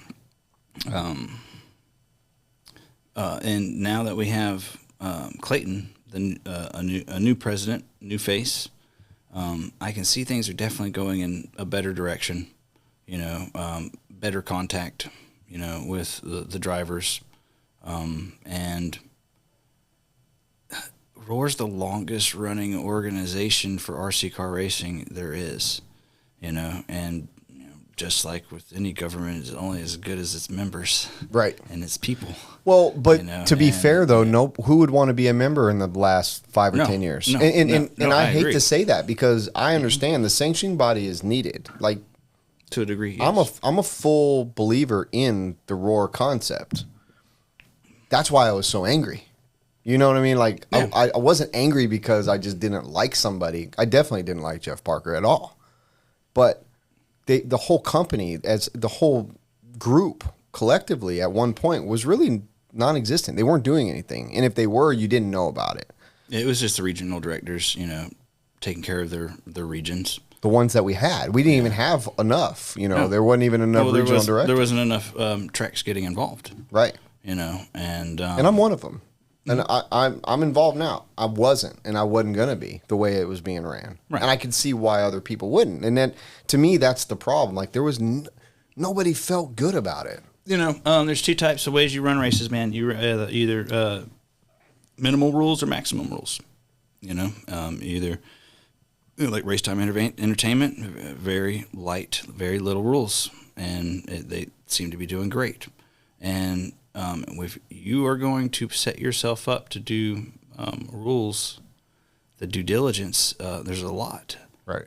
To do it, and there's more things to be teched than that can be teched that keep a program running, as they're coming through, so figuring out what to tech when, and it's super hard, unless you have an army of people over there to do it,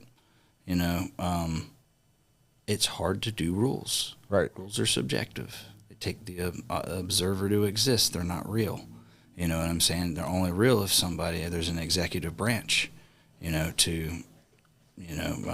see it and do something about it, and do it in a timely manner and with what the rules state, and you're just gonna have, there's things about it that are cool. You know what I'm saying? Having rules, because it really helps manufacturers work cars in a certain direction. You know what I'm saying? Like, there's things that you'll see at, a non-sanctioned event that aren't legal for Roar. But if that company's not making money off Roar events, they're not that worried about it. Right. But as the popularity of Roar comes back, and they'll adhere by the rules. they're going to have to adhere by the rules, Which are going to be changing, obviously, because they're so antiquated at this point. It's just like, what were we really checking? right? Stuff from the 90s, the early 2000s. And the industry changes a lot. And we need a sanctioning body, in my opinion. And I'm a manufacturer just as much as I'm a hobby shop owner, just as much as I'm a racer. I live all three parts. And the way I see it is, we need rules to keep everybody in a box, but we don't need it to be so hard that it turns into not fun. You don't want it to be fun. Bottlenecks the program. Yeah, you don't want it to not be fun. Mm-hmm. But we have to keep a perfect example, which this is beating a dead horse, is the bruggy body. The manufacturers got away with it because at the time there was no sanction in the rules. No one was caring about it. No one was changing them. And now that body is what they're going to make the rules off of. Yeah. And now we have just a bigger buggy versus a scale buggy and a truck. Something like a truck. Right. And it's just because it floated like a short course. Right. And it's way better. Yeah, like definitely. that body, the bruggy body is way better. That doesn't mean we need to run it. Like, it doesn't mean that needs to be the rule. Right. It means that they got past the red tape, the gray area, and they made it, and no one really knew what to do for a little while. Well, it's what happens when you trend set and it becomes an industry standard outside of the rules. Exactly. You know what I'm saying? And that's what's just going to happen when there's larger events. You get any race that's going to have 50 entries in it, people are going to start changing things. Yeah, everyone wants an advantage. Everyone wants to win. Like, every company wants to say they won. Yeah. Every driver wants to win. You'll see that with inside ruled events. You know what I'm saying? If you're not pushing it, you're not trying. Yeah, because that's why you have lower drivers on the team. They got to go through tech first. Right. Find out what they're teching. You know what I'm saying? True. And unless they're literally changing every person, they decide they change something, because you can only tech like 2 or 3 things at a time. Right. Keep the program going. So unless you change every round something different. Yes, that's the problem. That's because all you gotta do is send your F main guy through. He tells you what they're teching, and you adjust things outside. Maybe they need the to window. do every group. So every They just need to change it for every driver. So you just don't know. Yeah, you might get a body, you might get a motor, tire. or a speed control, a tire tech. Like, I agree. Just all right, we're teching you for this, and we're teching you for that. And then it's got to be off the cuff. It's like because if there is any type of pre-plannedness onto that, they'll find out that plan, because that's the part of the job, right, is to win the race and to learn the program. Right. It's that's racing in general. So did you get any kind of when Clayton became president and kind of got in there, did you get any kind of correspondence that he did the regional directors get something that said, "Hey, I'm Clayton, I'm here, and we're gonna fuck some shit up. Like I'm tired of it, just like you are." Or what was it like? No, I didn't. I started talking to Clayton a couple months ago. I got the Roar Nats race from Parker, and he's the one who called me and was like, "Yep, you got it."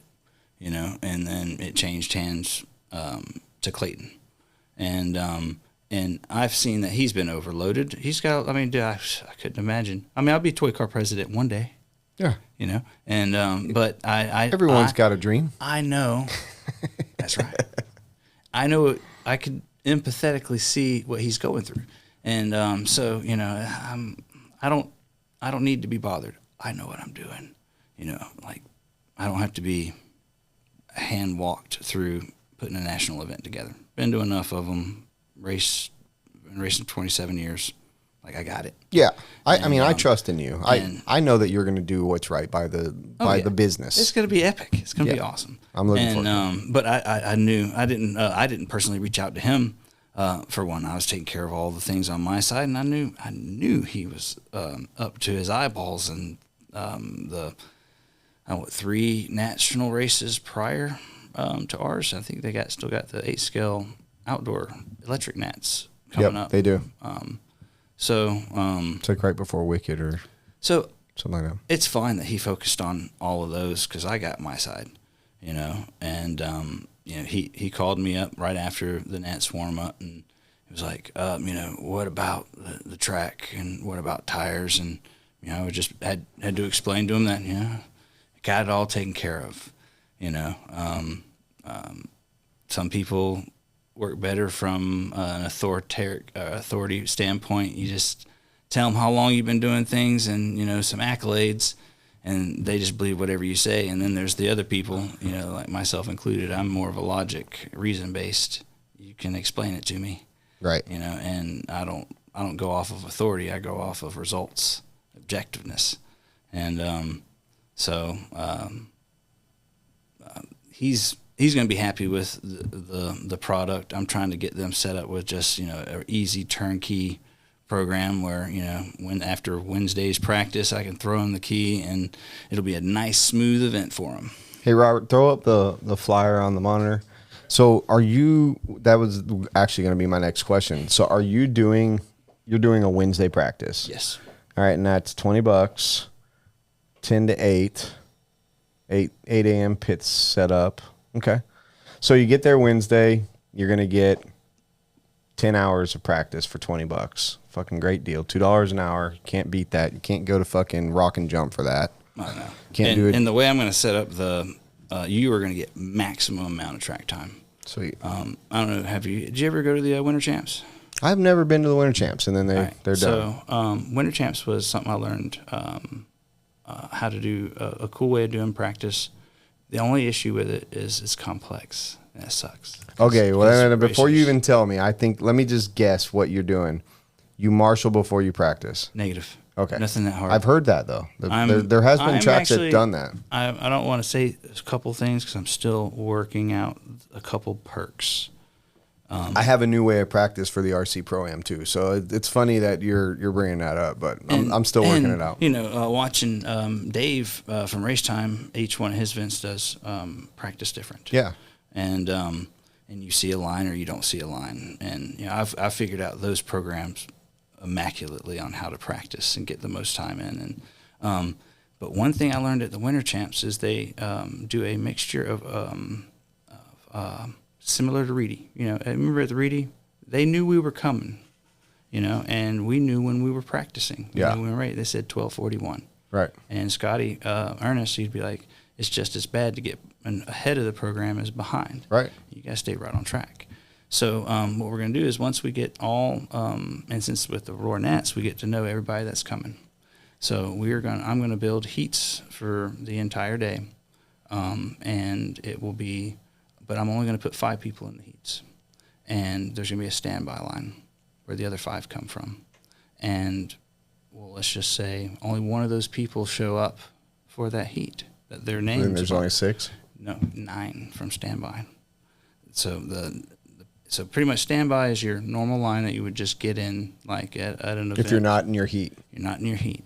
So if none of those guys show up for their heat, all 10 from standby go up and run. So the people that... But it can be any kind of car, like mod and stock, or like you're gonna separate like some time frames. I am probably going to separate either stock, mod, or 2-wheel, 4-wheel.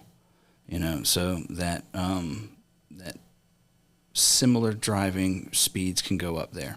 But there's just some guys that don't have any game plan. They just hit it. Yeah. And those guys are going to like that standby line, because they can go up there and run as much as they want. And there's some people that like to plan their day, and those people, if they want to run, and you're going to get 2 to 3, runs that you are designated for. And then the rest of it is, if you want more than those, then you just hop in the standby line. Right. And this was, when I saw that at the Winter Champs, I was like, man, this is perfect, because there was never a line. Like, literally. You knew at least you got that many practices no matter what. And if you were there for that time. Mm-hmm. So it's based on time. Like you're going to be 12:10, 12:15, 12:20, whatever the number is. I'm just throwing numbers out there. I mean, that's great. Lance did something at the North Georgia shootout that was pretty cool. He sectioned off. He did like a red, blue, and green arm bracelet for sportsman, intermediate, and pro. And if you ran 40 plus or something that wasn't designated sportsman, open, or pro, if like you ran intermediate and 40 plus, you were intermediate. That's when you went out. So he would give I think it was an hour and a half. Every section. Each section. And it was just those guys, bang, bang, bang, bang. You get to run as much as you want for an hour. Yeah, your weight maybe 2 at the most. Maybe 2. Maybe 2 lines. That's like, So 5 minutes every time. Like if you waited 10 minutes, but it was an hour long, you get out 4 or 5 times, 3 or 4 times in an hour. And then you could, it happened again. And he had open in the beginning and open in the end. So in between, I think everybody got 2 sections. I can't remember exactly how it was. It was good. Like it was different. Exactly. It wasn't the same. The only thing I don't like about it, and what I like about yours, is you're guaranteed those. Like let's just say you're guaranteed 5 practices. I'm just throwing numbers out there. That's kind of what I'm trying to do, is guarantee everybody the exact same amount for the RC Pro-Am, so that nobody can say, hey, that guy just had someone stand in line. Like we have, I think I've devised a way to where every class you run, you get X amount of practices, and it's the same for everybody. But like Joey, he does, if you go to DNC or Silver State, you get your 2 practices, but everyone gets 2. And I actually appreciate that to an extent. Not everybody can learn the track in 2. Like some guys can, these freaking fast-ass motherfuckers. Yeah. But I appreciate the fact it's the same for everybody. Right. So to me, I think that's kind of as important. Oh, yeah, absolutely. It's the same for everybody. And you always find your guys that are going to have more of an advantage. Even on that system, run 4 classes. Mm-hmm. You know what I'm saying? You want more track time, just run more classes. Right. But I think I got a fix for that too. But I can't limiting the amount of not limiting the amount of classes, just limiting the amount of practices they would get, and they would have to choose which ones they practiced. Okay. Right. So like that's actually how they did it there at the Winter Champs. Is you showed up when you showed up in the building, you signed up for your class, and they would write your name in. They're like, you're in this heat and you're in this heat. And that's because they didn't have a pre-register list of all the drivers. With the Nats, I got the pre-register list, so I'll be able to actually mock the list. I'll be able to, a week ahead of time, mock the list up, and I can have a couple heats left for people that come in late and whatever, Yep. A couple with 4 in them. Right. And then I can, add those in as they show up. But, you could show up 9 o'clock first practice or whatever I have it at, and none of those guys can be there. That's fine. Grab 10 from standby. Right. Send them up. Right. So you're never with an empty stand. But you lost a spot for that heat of your class. I mean, that's on you. Yeah, it's on you. Just like and the guys that are there for serious, they're going to be there. So, like, we know, somebody's going to miss a heat for a problem or, whatever. Like, the guys that are there to win national championships or at least see where they're at, they're gonna make those races. Yeah, and if they're gonna run all their heats, and if they feel they're weak in a couple areas, still go run a couple extra. They can go up in there in the standby list. Yep, absolutely. Yeah. Oh, it's cool, man. I like seeing something different, especially when it's pretty easy to understand. It gets tough when it's hard to understand. Like that's the only thing I had anywhat of an issue with is RC car racers. It's much easier. You stand here. Yeah, and just When wait that until buzzer you get gets up done, there. you go up. Right. So when you start, throwing in, more of anything, the biggest problem typically is people not understanding. Yeah. And that's the next couple of things I'll be, putting out there, flyer wise, promotion wise is, our build plan for the next month and the practice session, the pits will be organized. The way we did pit selection was as of right now, you just pretty much PayPal in, and then once July 10th comes around, I'm going to actually start sectioning people because people want to be with their teams. Right. They want to be with their friends, and sometimes they want to be with their friends and their teams, and it'll give me the best ability to build something kosher for everybody. Right. That's the hardest part. I mean, you've seen how I do it over the years. It's after everybody gets their spot, they're always like, well, who am I next to? It's like, listen, dude, we have 200 freaking racers plus here, and we've got tents out back to accommodate. You think that I can literally figure out, like, why didn't your team managers put you on the list? I can't insert you in a spot that's full. Right. Like my spot. Yeah, exactly. You want to sit next to me, that corner over there. It's full. I mean, I told Robert this when he came in. I think, and you tell me if I'm wrong, this could change the course of our conversation, but I think you and Jason Westfall, definitely you, but I think you two are the only two that have been to every Masters of Dirt and Palmetto. Now tell me where I've missed. I think Westfall was about 3 years in. He started coming. Okay. I haven't missed a single one. I know you haven't. I made it to the first one, which wasn't even a Masters. No. It was the opening. A lot of people don't know that. Grand It turned into shindig. Masters. It was actually the first week in November. Yeah. And the reason why we did that was because at that time, the associated or whatever race it was called at trackside was and still is like the shit to go to. And I'm glad that race is still fucking killing it. Fucking kill you, fly. But it was called the grand opening race. I'm pretty sure that's what it was. Yeah. So like you've literally been to every Masters even before it was a Masters. So there's no, I mean, I have to look back and it would be cool to do before this year, but I think you're the only one other than myself. Yeah. I mean, I don't even think like there's no one that works for me that's been to them all. Right. Lucas came in a couple years in.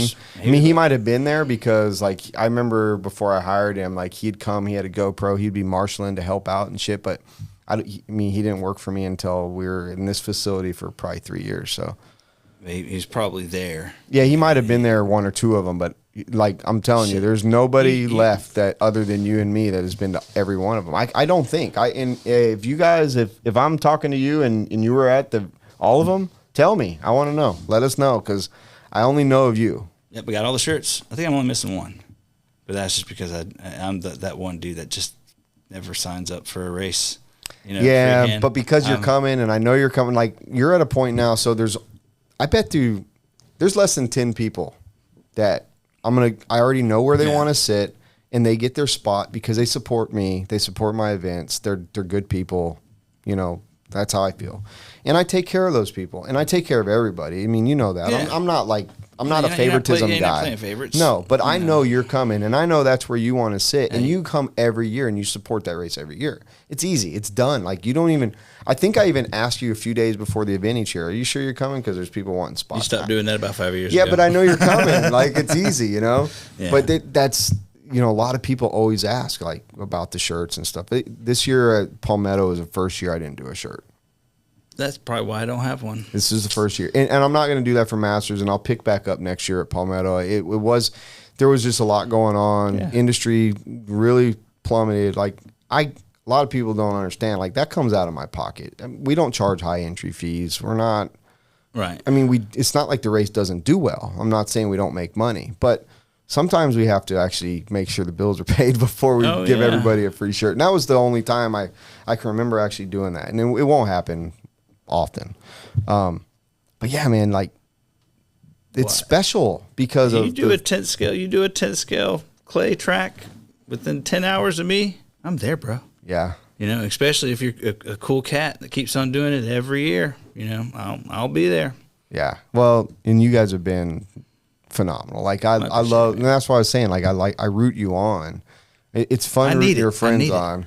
You know, watching you guys and Jason, like when he actually does well and gets on the podium, like that dude is just a freaking freak. Like he loves RC.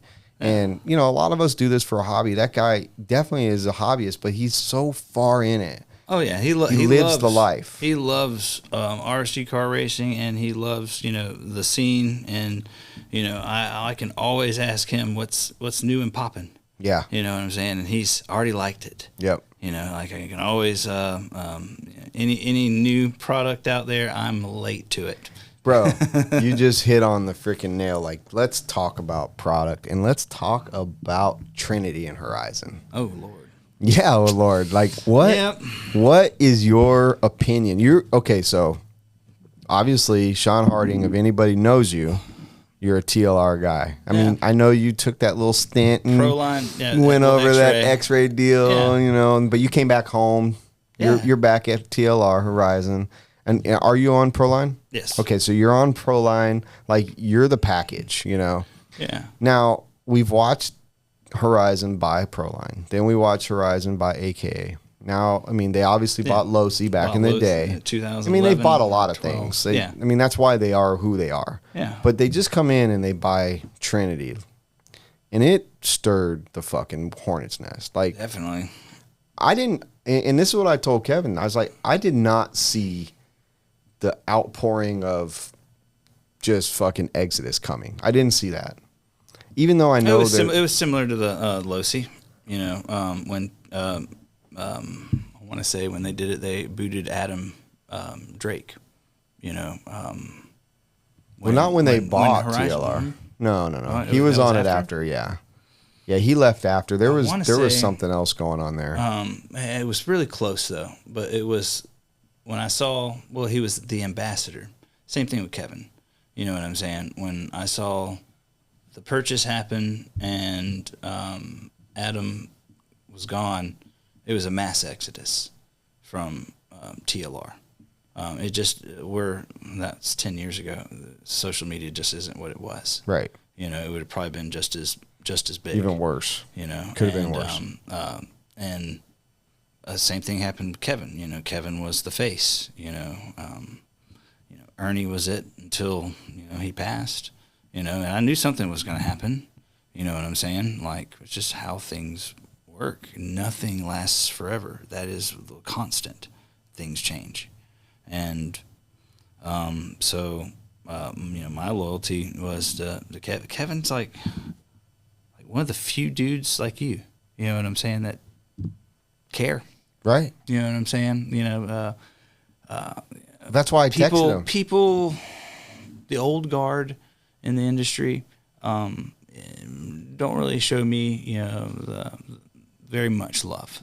You know what I'm saying? And it's the homies like you, that have grinded their way to the top, which I'm proud of you. Thanks, man. Like, I could go on for a while on that. And Kevin was one of them. Kevin was like, he didn't have to talk to me. You know what I'm saying? He's got a ton of awesome drivers. But, he saw what I was doing. I'm going to do this because I love it. You know what I'm saying? And he was one of the few people that, helped sponsor the Nats. There's not a whole lot of people sponsoring the Nats because, I wanted to see who cared, and you, him, and you know who else? Horizon. That's hilarious. But that's like I sent Kevin when I saw that. I didn't know anything at the time. I was just like, oh man, pretty much love you, Kevin, and you were one of the 4 companies that gave a shit. Yeah, you know what I'm saying. And then 4 hours later, I realized that one of those 4 was the one that bought the company. Fucking A. So I put me in the rock in the hard place. Well, that's what I And, told him the other day, though. I was like, I texted him when it all happened. And I was like, bro, you fucking broke the internet. And he was in a weird place mentally. And he's like, what do you mean? I was like, no one gives a shit that Horizon. I don't give a shit Horizon bought the company. I have a different opinion than probably the internet. Yeah, definitely. Same here. But what I told him, I was like, bro, the amount of people that was Kevin. The emotional response was good. Yes. You Like know what he I'm should be saying? proud of what he did and what he built. He got done wrong. He didn't do them wrong.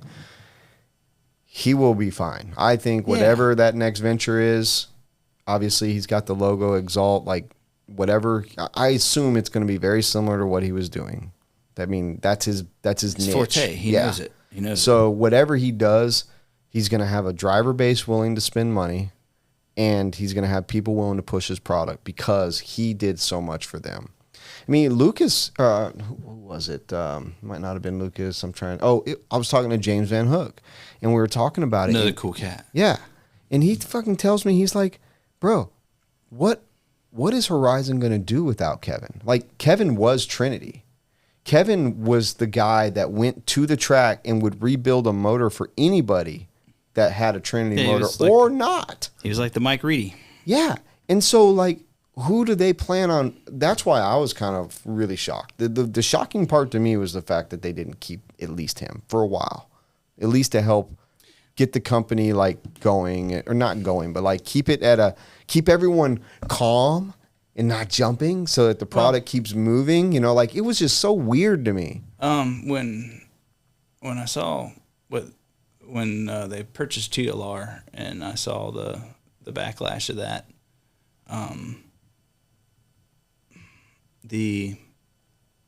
that took about a year, and it was gone, you know. And that's the one thing about RC car racers that's like, even if you mess up and fail, they'll badmouth you, and then like 6 months later, they're like super nice to you. That's what I told Kevin. I was It's like, the memory in this industry is so short. It's very short. So, Horizon purchasing Trinity, it could be a very rough year for them, but nothing's like set in stone. You know what I'm saying? You don't know which direction this is going to go. You know, all that, you know, from a publicity standpoint is they got a lot of publicity. You know what I'm saying? There's no publicity is bad publicity. And what it is it's taking whatever movement the consumer does and judo it to your benefit. And I want the best. And because a lot of times people don't know that corporations are people. You know what I'm saying? Not technically on the, they are their own entities, their own tax entity, but they're still run by people. Yeah. Just like you. And Well, me. so everyone's mad that Trent. So like I have a personal relationship with Horizon. Yeah. They're more than a logo. They're people, you know. So that's why I'm in the rock and the hard place. Right. You know, because they're both sponsoring my event. You know, and you run both those products, I run and both of those products. But see, that's what I'm trying to get at, though. Like, that's what's so crazy is they'll badmouth Trinity or Horizon, like they're going to kill Trinity or they're going to kill that brand. They bought, whatever, right? But what they don't understand is, and this was perfectly said to me, is to be able to buy something, somebody is selling something. If it wasn't sold, they couldn't have bought it, right? Like, these companies that are getting bought, they're relinquishing whatever everyone thinks is great to this company. What does that say about them, the people that owned it, that built it? Now, most people, most of the time, they're tired. They're old. They've been rocking it as hard as they could for 30, 40 years, whatever, you know. But the fact is they had to sell it for Horizon buy it. I'm just disappointed in two things. From what I learned about my talks with Kevin was, number one, he got done pretty dirty and just like he felt like he was a criminal. He just got booted right out. And number two, from what I understand, he was never offered an opportunity to purchase the company that he loved and felt like he helped build or kept alive and strong for the last 10 years. Yeah, and that's out of the hands of Horizon. Yeah, and that's what I'm saying. This is not Horizon's fault. That's not Horizon's fault. So, business is business. I'm a business owner. You're a business owner. When we go into, like, if I'm trying to grow my business, it might mean acquiring a company. Or I've bought out in 10 years 3 hobby shops that were going out of business. I bought them out for inventory, for whatever. Like, we do that. And Ultimate Racing, was that one yours originally? No, we're the exclusive distributor. However, Bellgate was the distributor before we were, just as they were with JQ and other stuff. And in Bellgate, Rich is awesome. I have a personal relationship with Rich, but he wasn't a racer. And to take a brand that's focused on racing and put it in the hands of somebody that just sells hobby stuff, you're not going to go far. But you put it in the hands of somebody that's going to hit the streets and do like I did and go to all the big races. Take that brand all the way out. Yeah, you have to take. I mean, I went balls deep to the point where, like, I was spending money I didn't have to promote it, and just it clicked, and it's the snowball. better. You got the snowball going, right? But it's good product too. Like, if I didn't believe in it, I wouldn't have done it. You know what I mean? It's one of those. And that's things. what Trinity has. Trinity has a good name, right? The majority of their products are one of a kind. You know what I'm saying? Nobody else is knocking that off. Right. And their reputation is killer. The whole situation, both sides are going to take a hit, and that hit's going to help them because, like I said, no PR is bad PR, and they're going to learn stuff from it, and both sides are going to make it better. Whatever Kevin's going to do is going to make Kevin better. Right. And whatever Horizon's going to do, they'll end up making Trinity. They're going to keep it that staple. It's because it's going to have the financial backing. It's not going anywhere now. Worst case scenario is it didn't go anywhere. Right. What if they just snuffed it? You know what I'm saying? And that was always kind of the thought of, like, are they just killing it because it's a competitor to anything else that they have inside? Well, that honestly, they didn't have it. And they really don't have a performance. They don't have a hobby wing. They don't have a hobby. Tekin is awesome. Tekin's fine. You know what I'm saying? They're one of the few companies that actually build original. But they just distribute it. They don't own it. It's not their brand. They don't develop it. But it's still it's not the carbon copy, right? Which you're seeing everything do now. Everybody's got the same damn speed control. It's just got a different logo on it. Right. Tekin was one that at least looked different. Right. They didn't have Hobby Wing. Hobby Wing is done stellar, and Horizon don't have that one. So they don't, and, in my opinion, they just didn't have the motor speak, or really just the motor battery company to compete. In the performance side of things. In the performance. And a long time ago, TLR, right after the Horizon purchase, you had to run all that stuff. Right. And it just came down that there was just better options, and Hobby Wing was one of them, speed control wise. And I've tried a lot of different speed controls, and reliability, performance, and ergonomics. Just throw it in and go. Right. And it's very tunable. But Horizon was lacking in that department. Yeah. Because I order stuff every week. Listen, dude, it comes down to business. And that's why I feel, and it sounds like you're the same, that everybody's got this opinion of Horizon's the big bad giant. Horizon, yes, they're going to continue growing, but don't turn your eye or your back to like an A main. They're doing the same thing and they're building the same stuff. And you don't hear anybody just mass exodus from a ProTech contract or whatever because they're buying up, or doing stuff. And this isn't to pick on them by any means, but it's the fact that business is business, and the Trinity's gone. But guess what? Somebody else is going to come in low and start building up and going to take another piece of that market share while Horizon's over here trying to keep that brand at the top, which if the right people aren't in place might not work, but they're a big enough company and they have enough money that they're going to do what they can. I don't think they bought the company to kill it, but I do think now they have an uphill battle because of what's even crazy is it's not even like they came in and said it's just the way it happened. It was very fast. It was so fast. It was the whole Kevin Abbott thing. It wasn't the fact that they bought it, I don't think. I think it was the fact that they done him wrong that's got people so pissed.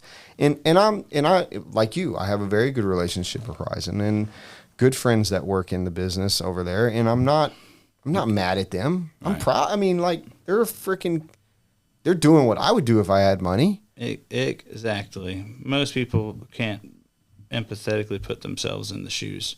And let me tell you what, I win the $100 million lottery, there's going to be a lot of toy car companies purchased up. You know what I'm saying? And they'll be done good. They'll be like, oh, you want? Oh, here, Shon, you have that. You know, oh, hit me with another sack of money over the head. Oh God. You know, who wouldn't want to have that? You know, and so you want all those headaches? What's that? You want all those headaches? Well, with $100 million, I'd be able to whack other people with sacks of money to deal with the problems. Okay. I mean, hey, more power to you, bro. And but I would take care of my family, you know, like if it was me and it was reversed, Kevin would have came along. Yeah. You know what I'm saying? Like if I was Horizon and I purchased that, he'd be there. Yeah. You know, that to me is the only thing that bothers me. It doesn't bother me. They got bought. It bothers the shit out of me because it's like Kevin cared. Yeah. You know what I'm saying? Like, and he cared about, you know, me. Yeah. He knew you and he knew me and it's not because of who we are. Like, he knew people. One of the reasons I even started carrying Trinity was because he came to a Palmetto Classic and was helping my locals who were, at the time, we were just getting really kind of growing, and my locals weren't that great. And he came over, he rebuilt anybody. It didn't matter if you had a Reedy. It didn't matter what you had. Like, dude, he was building. I ran for Reds, and he'd help me with my motor. Exactly. He'd be like, "Hey, bring that thing over here." Exactly. You know? And that's what got me selling his product. I never met Ernie. I never talked to him on the phone. Never met Ernie. I didn't even know him. Trinity to me was Kevin. I understand Trinity was Ernie Prevetti, like in Dieter. Like, I understand that part. But to me, I never dealt with anybody but Kevin. I emailed him my orders. I didn't do anything else with anyone in the office. Like, I dealt with Kevin directly. And I'm not the only one. And that's what I think, like, that personal touch, they're going to lose that in the transaction. I don't know who they're going to put in that place to kind of take that, because those are big shoes to fill. And Kevin's, look, he's just a big dumb redneck just like I am. There's nothing special about him. He's not the smartest guy in the world, okay? But he cared, and he was a people person, and he could talk with you, and he could make you feel good, and he would go up to tech for you and make sure your shit passed. You know, like when I was at Mimi's at Nationals in 2018 or 19 or whatever that year was, he said, anytime you go up to tech, just grab me. So I did. I wasn't doing it because I needed him. He just told me to. Yeah. So I'd come up, tap him on the shoulder, hey, I'm going to tech. And he'd come up, made sure all my shit was right. And like, it wasn't because like I needed it. It was just because he wanted to make sure that his product was the legit, but the best it could be. He's like, oh, if that one's not close enough, I got another one. I got a stator that's like within points. Yeah. You know, like, oh, great. You know, I need it because I'm fucking lacking in a lot of other places, you know? So the Mo power is going to help. Yeah. So like, I just hope, I know he's going to do well. I'm not going to dwell on it because I believe in Kevin and I think he's going to be fine. And I know Horizon's going to be fine. And the funny thing is, half the fanboys that jump off will eventually buy another Trinity product. That's just the way it's going to be. The memory's short. Yeah. So you guys all jumping off and you get mad and fucking, if you're getting mad because Horizon's got it, you're getting mad for the wrong reason. You're not thinking about the people. Like you said, it's people. And Kevin's the people. Like, if I'm mad about Kevin, I'm not mad about Horizon. Horizon did what any of us people that want to make money would do, is buy a successful company. You know, and they had some reason for doing what they're going to do, and they're going to learn their lesson one way or another on, you know, go in the direction that they went. Yeah. You know, and, yeah, they, lots of people, definitely the bigger you get in this industry, the more hate gets definitely thrown at you. God almighty. You know, and it's the worst. you can't satisfy everybody. That's not the point. You just do what you're gonna do, and what you think is best, and but then you definitely need to listen. You know what I'm saying? And they probably are. Horizon is probably listening, to the whole situation, and they're probably thinking, mulling over ideas on what to do next. Right. Who the hell? They better not call me. I want to get too much on my plate. I just want to know, was this so thought through that did they know when they bought the company that this would happen, number one? And if they did, I just would love to know what the plan was. If you had thought through every scenario and this scenario came up and that you were going to see that much hate before you even announced, they have not even announced they've bought the company. Yeah. Do you realize that there's not an official statement yet that Horizon's bought the company? Right. Officially. So, right now, all these people hate Horizon, and they haven't even told anyone they bought the company.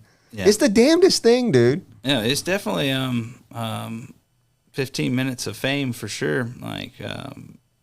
This one's rolling out for a little while, so we're just going to have to, see how it pans out, Well, so, which kind of also leads me to the whole Pro Moto MX, right? So in the same token, Dude, they were high on they were riding high, and then all of a sudden, they judoed their own self.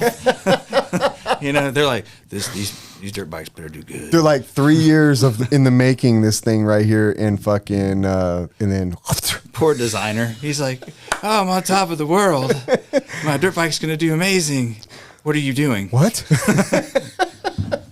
So I can't imagine that the buzz isn't real in your area. Oh yeah. For the bikes. The bike. Oh yeah. Yeah, for sure. Definitely. So you've been, like you said, 27 years in the hobby. We've seen motorcycles. The Venom one, we've seen, I think Kyosho had the one, dude. They had the road bike. ATV. Well, the Kyosho had the road bike. Yeah, they had the road bike. But the Venom had the motocross bike. Yeah, it was Venom. That's right.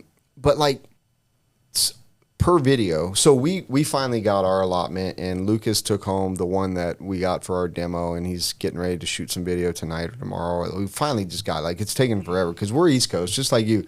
I was talking to my rep. I was like, y'all need to stage this shit because California had it last week, and all my customers and all my pre-orders are like, where's mine? Where the fuck's mine? And we knew we weren't going to get a lot in the first batch. They all told us, you're going to get this many, and then the next week you might get a couple more over that, whatever. But I feel by watching the videos that this thing's way better engineered than anything we've seen in the past. Dude, we live in the future. But then we see people, and I'll even say Billy Carr, because I know you watch this podcast, and I love you for it. But he posted something today, and this is not a knock against him. He's like, after watching the videos on certain tracks, I just don't see it being as good as we all thought it was. But then I'm thinking bro, and I said something similar. I said, nobody has developed a product for this thing yet. If you think that that's the way, if people are talking about racing these things, if you think that's the way it's going to be racing in 6 months to a year, you're crazy. Yeah, evolution's fast. We are not talking about tires. No one's changed the shock piston or oil in them yet. These videos you see, they're out of the box. Everyone's trying to get the videos out as soon as they can. No one's changed nothing. No tire, no one's tried the new hole shot yet because no one's got them. Yeah, they pulled the camera out and said, go. Yeah. There's no ruts in the track yet for the bikes to go get in ruts. Give it some time, guys. No. There's calm down, guys. The way I look at it is, guys, does it say TLR or LOSI on it? You know what I'm saying? If it says LOSI, it is their bashing brand. Right. That's a good point. So they have intermingled these things with the TLR tune stuff, with the Typhon and stuff. So right now, people are talking shit about a basher not racing. I mean, what the fuck did you think? Right. You know what I'm saying? I agree. So, but with anything, if it's cool enough and there's some staying power, it's not your gas truck 3-month trend that happens every 3 years. Yeah. which I'm a contributor to, which is me pretty much buying 7 gas trucks and putting 6 of them in my friend's hands and be like, we run the class. Let's race. You know, and if it's got some staying power similar to drag racing, you know, that was one that didn't cycle. You know, Crawling. Actually, you know, crawling is one that didn't cycle. You know, it stayed in. So if they're able to stay in, then there will be modifications done, and it'll be you'll end up with your DIY people figuring it out. Yeah. And then if it is more than stadium truck, they'll make a race truck, you know, a race vehicle. Right. You know what I'm saying? But if the numbers don't, if they stick in stadium truck range numbers, it's a fad. You know, I hope it's not a fad. Yeah, me too. Because they're super cool. I think it's one of those like really unique situations that could be fun for us purist racers that go to these big tracks and we travel, like to have that fun class that will eventually get competitive, and there'll be a mod or like a 250 and a 450, whatever. But I want people to just slow the fuck down, guys. Oh yeah, they Relax. don't even have the damn thing, and they're already, dude. It's like recently I had somebody hit me up, and they were like, "Man, should I run modified?" There's some guy that runs stock, and I'm like, and Law kept reading down. He's like, "Man, I just don't think the S3 tire is gonna work as the spec tires. So should I run mod?" And I'm like, "Have you been to my track?" They're like, "No." It's like, "Have you run the S3 tire on my track?" They're like, "No." It's like, well, how the hell do you know? Yeah, you just picked that because it was just going to be better for somebody, not the one. I mean, yeah, like I've literally, you know, it is the widest range tire when the traction gets up, you know, but people on the internet, they have their thoughts that the way that the world is, and if they had a Venom dirt bike, they're gonna be like, that shit ain't gonna work, yo. Yeah, they're gonna be like, no, don't buy that. Yeah, you know? And but do you think about this? This is something that I don't hear anybody really talking about. You could single-handedly remove the fucking need for marshals with this thing. Oh yeah, that's amazing. I did see that shit. Is anyone talking about the fact that you probably don't need but 1 or 2 marshals on the track? That's awesome. That's one of the first things I noticed is when it noodled itself. It just went. And so, going. What do you love the most about racing? Not marshaling. And what do you hate the most about racing? Marshaling. And we have something that might eliminate the motherfucking worst part about what we love to do, right? And I'm not saying like I don't mind marshaling, but there's times when you're frustrated or it's cold or hot or is one of the most important factors on doing any of this stuff. For one, their safety. You know, when you're building a layout, first thing in mind is, for me, is safety of the marshals, safety of the cars. Because even though they're inanimate toy cars, I'm not going to send you over a leap of faith to a Flatlander. You know, it's just going to destroy your shit. Right. You know, and same thing with building a layout. I'm not going to have, you know, a triple double section into a 180 and a triple double section the other direction and make you marshal in between. Right. You know, so it's like anytime that you can alleviate factors that aren't the racer, do it. That's like for instance, what you do on your tracks, you put the concrete around the corners. Try to stop them from getting stuck. Yeah, because if it gets stuck, then you've added the marshal to being a factor in the race. Right. And anytime that you can alleviate and leave it as pure as possible to where it's just the racers are in control of their own destiny, the better. Yeah. So that's one thing I saw with those dirt bikes. You know, it's the little guy self-marshaled itself and just started eating around the track. I was like, but so many people are just talking about how it's not going to be a great race vehicle, and I'm thinking like they got stock tires on it. The gearing has not been changed. Like they're heavy right now. They're going to get lighter. Like, give us some time. Give the industry a 6-month period to change the fucking motorcycle. That's not the world we live in anymore, man. No, instant gratification, bro. It's an instant gratification, and we've never had as many people with the megaphone. They're like, give me that. Yeah. And it's like, and then, at least at one point in time, we had somebody that had some sense with the megaphone, moving things around. But now people are listening to Joe Smo with the microphone or the megaphone just because they have similar thoughts. You know what I'm saying? And they just snowball off of each other. They're right. like, there's just a person waiting for somebody to be like, I don't like that. And they're, oh my God, me too. And it's just like, guys, it's just with the internet and the way the world works now is there's people that see the glass half full, people that see the glass half empty. And your job is to make both those movements work in the best benefit for the entire scene. So you listen to your squeaky wheels, all these people that are talking all this stuff, listen to them. You know what I'm saying? And when you get it, be objective. Are they correct? Right. And then at least be honest with yourself, because if you try it and you're like, man, I was wrong, this thing's badass, or be like, I'm disappointed. But you have to have that personal experience. Yeah. Don't do it off of what you see. They're just going to. We can't stop them. I know. So it's like you just got to. And I don't dislike the people saying it. I'm just trying to say, like, give it a chance. Because at this moment, the public hasn't touched them until like 3 days ago, 5 days ago at the very quickest. Like, give these people give Westfall a little time, all right? I mean, he's going to have it down. There's going to be 10,000 of these things out in the next fucking month, all right? Like, wait until we can actually change a gear on it. Wait until we can cut knobs off the tire, put those fucking Proline. Put these 3D printers to work. Yeah, like, let's do some shit. But I just, we're all so quick to judge. And one of my things is always to try to I try to pass over everything.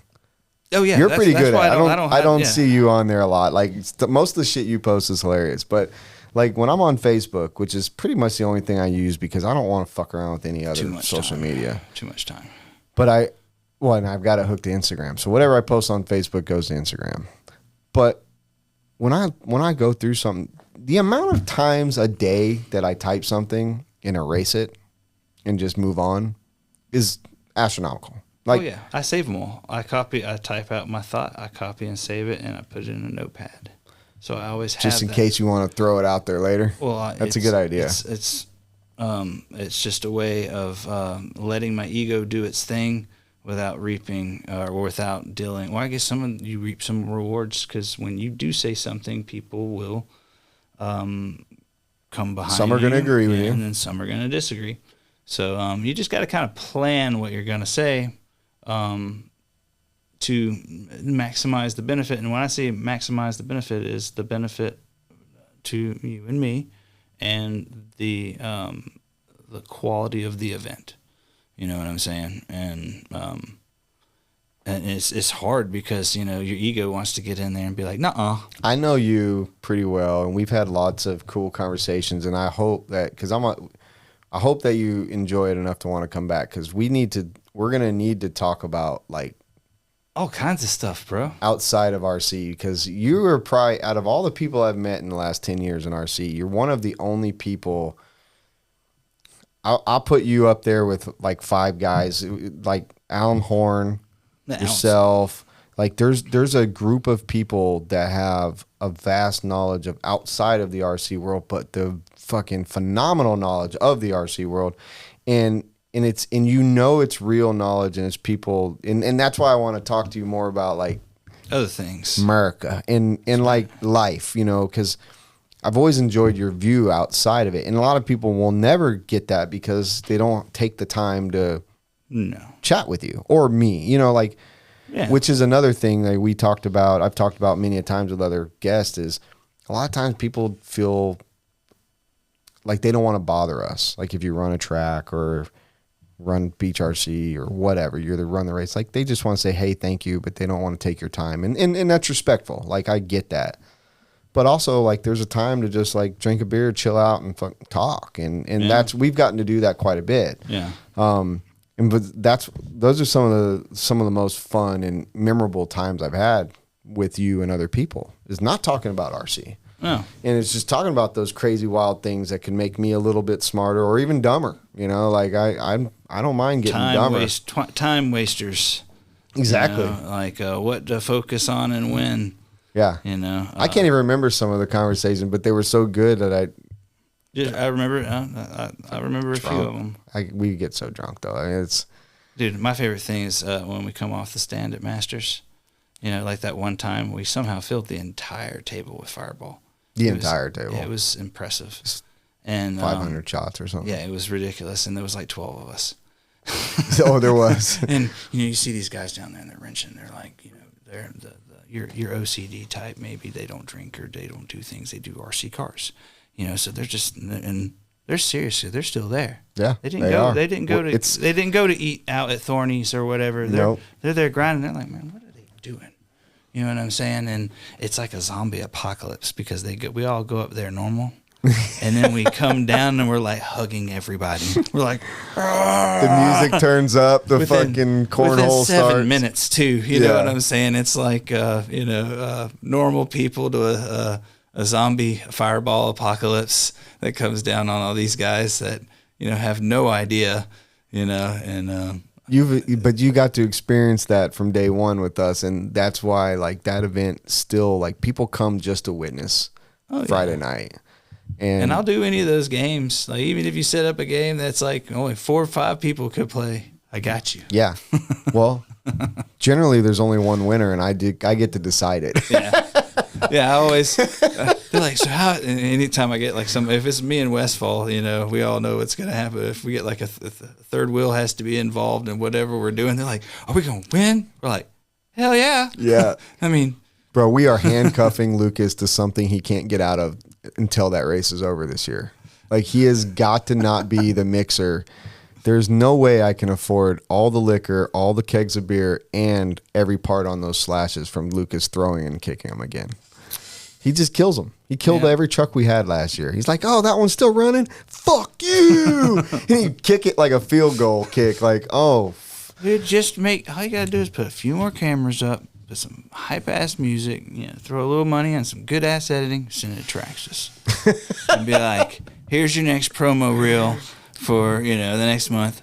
Hook a brother up with some, some slashes. Lawyers are like, oh, okay, so Traxxas, yep, those are good. Okay, no, they didn't defame the name. No. 500 shots of Fireball. See, you can edit these things out. All they got to do is see their car doing cool stuff.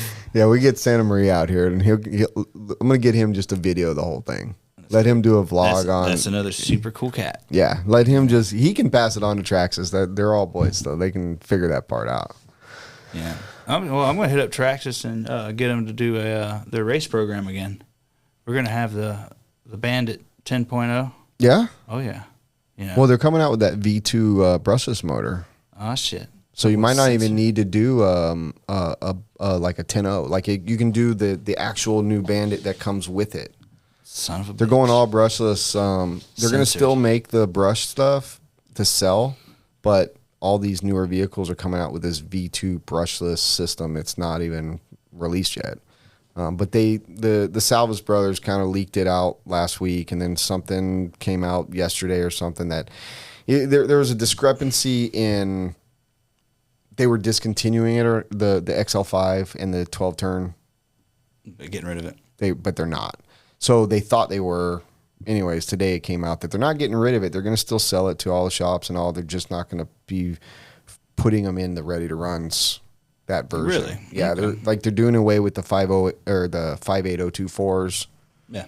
The stock slash that you can get for $189 or whatever it is now, $229. The old mud bossy. Yeah, basically. But yeah, they're going to come out with this. It's not going to be the same Valenian that you can upgrade to, but it's a V2 version, so it's going to be something maybe a little slower. I don't know. I mean, we don't really know. 32 bits. Yeah. Resolution. Well, I mean, Traxxas, they'd have the money. They just want to do some race car. I mean, there's no money in it. I know. It would be a total loss. They're smart. But yeah. I mean, the company's strong because of. I love Traxxas as a hobby shop. The legacy parts that still work today on the very first Slash and Bandit that ever came out. I have a Rustler I still get parts for. Exactly. and they were smart in that. But I understand why race cars have to change, because they're always developing an evolution of the product. Just got too fast. It's so fast. Especially around that era, when they stopped racing. I saw the last few of them trying to race it. Did you ever go to any of the watermelon classics? Mm-hmm. Yeah, that was A little before my time. That was the real deal Holyfield for our whole region. That was the masters of, and it was so awesome. Like in the beginning, like 98, 99, 2000, there were still Traxxas vehicles running, and they were on their way out. Right. But they were still running the SRT, and that was, when Adam Drake was first getting, gas truck was starting to reach new heights, and that would be an event I'd like to see come back. We need to figure out who's the one that controlled. Where was it at? Lance's up in. No, it was Atomic Raceway and just over the border, just past Augusta or Aiken, South Carolina. Okay. And it got so big. I think it lasted about 12 years. I think it lasted about 2010, and they had to split it up into electric and nitro. It had gotten so big, but it was awesome. Like, because all the big drivers, even from Schumacher, would all show up and run on this mega loamy, South Carolina track, and in the middle of the swamp. That would be a good race to bring back. Yeah, what was it called? Watermelon Classic. Yeah, the old watermelon. They would have the Miss South Carolina would come out and judge all the watermelon-driven, or not watermelon-driven, watermelon-made rigs. Because everybody, that was one of the things you got to do. Some people would literally just cut a watermelon and slap it on their LXT and bring it out there. Me and my dad, we made one completely edible. And we didn't win, but the Miss South Carolina at least ate ours. We were like, "Where's our car?" And they were like, "She's over there." Like, Thank you, sir. Cheers, bro. Cheers. Man. Yeah, the next few years are going to be awesome, dude. I'm really looking forward to it. And there's going to be lots of changes, lots of things that are the same. Any changes to your race program? A little bit. We're going to dial it back a little next year because I got my little one coming in on my birthday in January. And so I'm definitely, I definitely want to be there, for all of that. Yeah, you got to be. Because Grayson's my stepson. And so this will be my first, biological kid at 40. And what 40 is going to be awesome. Yeah. I got a kid. I get to race plus 40. So I'm like the new guy again. I'm going to be the fresh gun and the plus. I'm going to win them all. It's so funny, dude. Like all the races I've been going to, I'm racing intermediate as my get ready for 40 plus, dude. And all the pros do the opposite. They're like, I got to get that track time in 40 plus so I can go and run pro against, like the Drakes and freaking Ciccarellos and all those guys. Like, good for them. Use the system. But I do the opposite.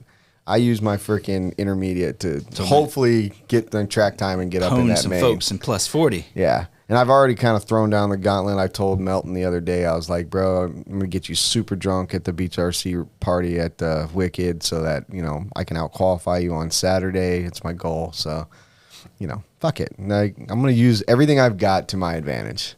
I lost money to Stockman at North Georgia Shootout in 40 plus. I'm like, bro, I just have to get better. Right, I just got to get better. Stop losing money. Oh well, the money will help. So that's the thing is, I love throwing some penny poker on the table, because it doesn't affect me anything. I have zero emotion when I'm up there on the stand. Right, I'm an android. Like when I'm up there, I'll get mad. Not when somebody hits me, but when I make a mistake. Yeah, I'll get upset. But you could put the most pressure on the world, $1 million. And I would be the exact same driver, I was up there, and that's just from, honestly, I think it's from announcing races is what's made me good at racing. Yeah. And just traveling around because I don't need any practice, none. Like I can go out there, not knowing a track in the third qualifier after everybody's going, and I'll seat into, an A main. And then I'll snag myself a podium. Yeah. And that's all come from being more nervous about the race going good. And I'm more worried. My worry level is that everybody's having the best time. Right. And before it was, the worry was to perform good. So like by the time I get to racing, you know what I'm saying? Somebody hands me a remote, and I'm out of the booth. I'm out of my little box. Right. I'm ready to go. Zero nerves. I've had zero time to even think about racing. Right. I'm the last one. They're waiting for me. But being able to go to all these different tracks, run all these different surfaces with, and having to perform on the clock, I think that's what's improved my racing the most, versus practicing, showing up to a track early, practicing all damn day on a track that's not what it's going to be the next day. Yeah. I'd rather run the last 30 minutes at night on Friday. It's much closer to what it's going to be, Absolutely. the next day, dew point and everything. And, I'm looking forward to, seeing some people I've never been to my track run. I got some things set up in the computer on practice to wear you guys out. So all I got to say is, Start putting some moves on people, because you know how you can use the computer to say things. Yeah. And she says it in her race voice. So they give you like 4 paragraphs. You can type 4 paragraphs. My buddy Chad Brockman from More RC, he records things and puts it into the system to talk. So like he actually just uses his voice instead of theirs, and so it sounds like he's up there doing it. I like that. So he just makes audio files and drops them in. That's cool. So like there's so many trinkets we're not utilizing in that software. Like, I really want to set it up to where I can race from the booth.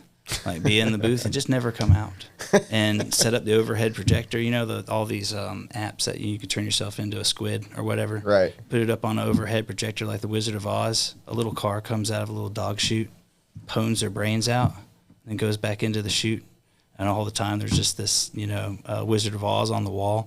So new guys might not ever see me for 3 months. They just know that this little car comes out of a doggy door, whoops them up, and then goes back in. And calls the race. They won't even know that I'm That'd be hilarious. Not even a person. And I've been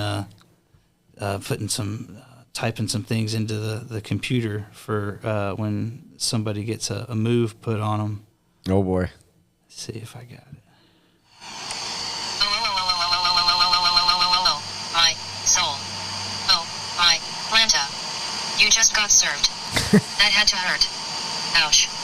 It was like watching someone bring a knife to a gunfight. He just beat the absolute brakes off you. Like taking candy from a baby. And you are the baby. Ha ha ha. Hold on. Are you crying? Don't make me have to call the ambulance on you. Make them stop and pick up some French fries and hamburger for the little tiny baby. Hey. Remember this sissy. THI is RC Thunderdome. It is like Hillbilly Highlander. There can only be one. And you and your Tyco RC are not it. So you better not make a mistake and get served. I got my neck pulled. Oh my God. I don't know who you plan on pulling that out on. Oh, they're one of the biggest names. They're coming to my crib, bro. I know. People are going to have a fun time at my track are the ones that can take it on the chin. The ones that can't, we're going to be ordering them some hamburgers and some French fries. French fries. Some good old Joe Dirt, baby. A lot of people don't know how fucking influential that fucking movie really was. Dude. Oh, hell yeah. Some of the best movies ever. Cheers, bro. Oh, yeah. It's like, damn. I got to automate stuff, man. I got too much shit going on. So I'm going to start doing my morning meetings, with the computer. See if I can find it. Morning meetings with the computer. Oh, you're talking like driver's meeting type stuff.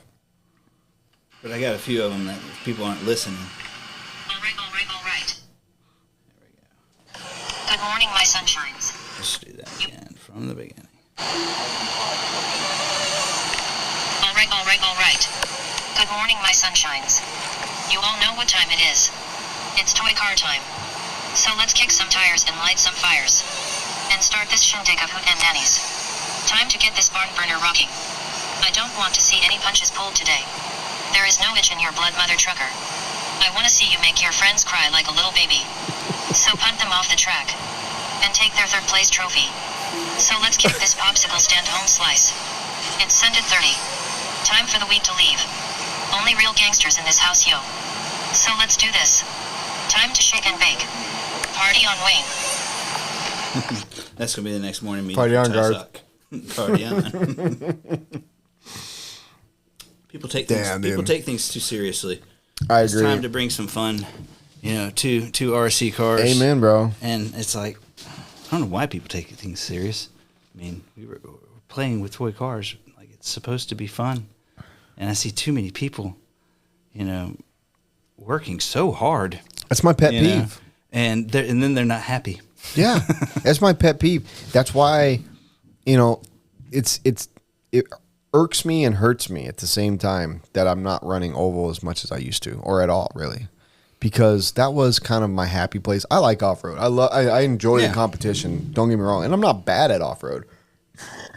However, I was really good at oval, and if I wanted to keep practicing and be good at it, I probably could be really good all the time at oval. But those guys. And this isn't like, I'm not trying to group the whole genre of RC, but there were so many of them that were just angry so often that it wasn't fun. It ruined it for you. Yeah. And I only did oval for, like, I didn't do it to sell anything or to promote product, really. Like, I went to oval races. That's when I went to go have fun. Yeah, you raced it. Yeah, and I went to off-road races and I would race, but like it was more like my job. I'm there to support teams and do this, do that. And I got to the point where I was like, every time I went, I felt like everyone's miserable. Yeah. And I don't want to be around that. Even my best friends didn't. What was awesome about oval, because we do oval, because we got that modular track at HobbyTown. We're able to run a Wednesday night oval. The local inside group crowd is solid. Like we can kill her. We'll have up to 43 entries on a Wednesday. We'll have out to D Main and Mud Boss. And it's awesome. Yeah, it's great. And the inside click's good, but every time we would do like a weekend race or something like that, and draw in some travelers. The tracks and the rules don't jive together at all. No, Like, tracks hate each other in oval. And like you'll see an oval race with like 35 classes. You know what I'm saying? Like they'll divide the shit out of stuff. Yeah. Just because there's just that many different groups of people doing things. Yeah. And I'm one of the lightest rule guys ever. You know what I'm saying? That's one of the reasons why I took the Roar gig is I was trying to get people back into coming to Roar and having some fun and being like, guys, I'm not going to DQ last place. You know what I'm saying? Because of something minor. He was going to get last place anyway. And the oval crowd, that worked fine in, any of the Roar region races. It was my discretionary. If I wanted to give somebody a DQ card, send them to Dairy Queen so they get their Blizzard. But it's very rare, and none of the things that I let slide would affected the results. Zero. Right. None. But if I did, it would ruin someone's day. Like when I went to a Super Cup, when 2012, something like that, and I'd always drive 8 hours. I don't care. Driving doesn't mean nothing to me. But it did suck. Drive 8 hours and get DQ'd out of my first qualifier for my 8.41 battery. Right. Which wasn't going to do shit. Right. It wasn't objectively going to change any of the results. But I didn't even get to run the qualifier. I was like, well, can I still run it and not count? And they're like, no. That took from the quality of the event. Right. For the penalty did not equal the offense. Right. And we that was one thing that I also didn't agree with and changed the rules. And a lot of Roar stuff, it's like your tank is too big. You're done. You know, like when it comes to the fuel tank nitro stuff, you know, the penalty didn't work with the problem. Right. You know, it was, you know, like for instance, like in the TSOC, you know, we do ladder mains, and if the guy that actually TQ'd, if he flames out, we don't kick him out altogether. He just goes place number 13 in the main show. Right. You know, he Still gets to run. He earned his way in. TQ. He earned a TQ. Right. But if he flames out on the beginning, doesn't run the run, he still gets in. The penalty and it's got to fit the crime. Yeah. And the problem with oval though, same thing I've seen with on road. It's very similar, On-road and we're the same. seeing a lot of it now in drag racing. Is when yeah. when people start getting beat, they want to change a class. Add a class, change a class. Yeah, well, they don't want to run in the class they're getting beat in, so they're like, why don't we go to this turn motor, or why don't we take boost out, or why don't we allow us to prep tires, or why don't we allow this, that, and it's like, no, get in and fit in. This is the class. You know, you can have a stock motor and you can have a mod motor. I'm fine with that because there's two totally different styles of driving. Like I love driving stock off road. And actually oval, like 17.5 late model and sprint car. Like, Those are plenty fast. Those are plenty fast. Oh, they're plenty fast. The oval stock is definitely faster than the off-road stuff, right, for sure. But there's still two different styles of run: off-road, Mod stock, and mod. Right? Like you have to drive differently. So I get that part. I'm fine with that. But don't be like, well. So right now the big thing is in high bite oval is. Now they're, from what I was just told, because we're getting ready to start releasing all the Dixie National stuff, was now they have a pro 21.5 class. Instead of just 21.5 and 17.5, now they're separating by splitting skill level. So what is going to be left in 17.5?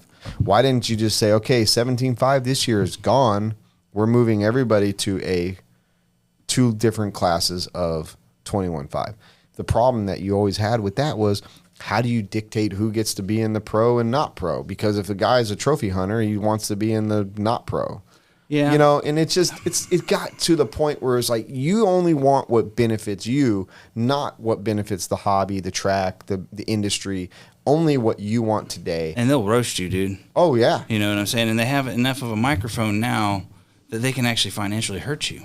Yeah, you know what I'm sure. saying? Because, you know... They take entries away from your track, or they take, you know, if you're a product that they say your motor sucks or your chassis is no good or your body's not aero or whatever, yeah, they'll hurt you. Yeah, that's no the care in the biggest world. problem.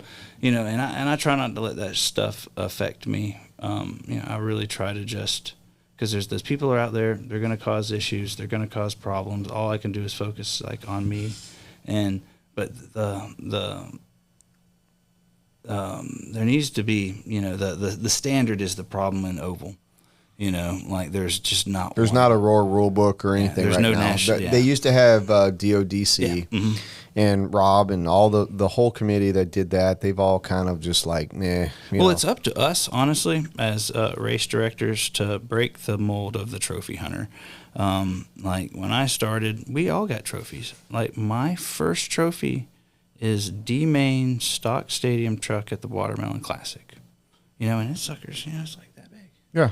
D-Main, you know, and, you know, there was no stock expert, there was no stock sportsman, and we've started to cater to the poisons, to those people, because we realized if we gave them an outlet to actually go to, that we would subvert that squeaky wheel. And instead of trying to modify that squeaky wheel to be better. But do you think that race promoters haven't also like modified it to like make more money and have more entries? Because you start thinking about like just move to off-road, for instance. Well, now you're 40 plus, then you're at 50 plus. Now you're just, that's buggy. And then now honestly, all of a sudden, it's 50 I think plus. Age range is a better way to do things than sportsman, pro, and stuff like that, because it's objective. Right. You're either 40 or you're not. Right. You know, that's a great point. I don't even think I've ever thought that. So like that's a great point, and actually it should almost be like that's almost kind of where it needs to be, because you take away the fact that somebody just doesn't want to run against that person. Right. It's what your age is. And there again, it comes down to like, are you going to verify the bullshit or whatever? I mean, it's exactly. sucks, Once again, the executive side of it is you might have to ruin someone's day, right? And to make someone else's day better, and because they cheated, and that might be your friend, right? And so I mean, I see people running 40 plus that aren't 40, and I know they're not 40, and I'm not going to say nothing because I don't give a shit personally. Yeah. But it might ruin the one guy that only runs 40 plus because he's that level of skill and like hoping to make the B or the A main if he just gets lucky. And then there's this 35-year-old who's fucking really fast and shouldn't even be in 40 plus, but wanted to run another class. And they either said his name was something different. But that's $100 for some people. Like for a promoter. And that's what it is. It's like when somebody busts my balls for letting somebody run novice and another class. And they're like, well, they shouldn't be allowed to run another class. And I'm like, I would agree with you if they're ruining the quality of the other race. If they want to run novice and two-wheel stock. Well, yeah, if they ruin the two-wheel stock race, I'd agree with you. But if they can play nice and they can get out of the way, and they can run with faster drivers, and they can have etiquette, and they're not the reason, like a bad marshal. They don't become the reason why the race became good or bad. It doesn't matter. Yeah.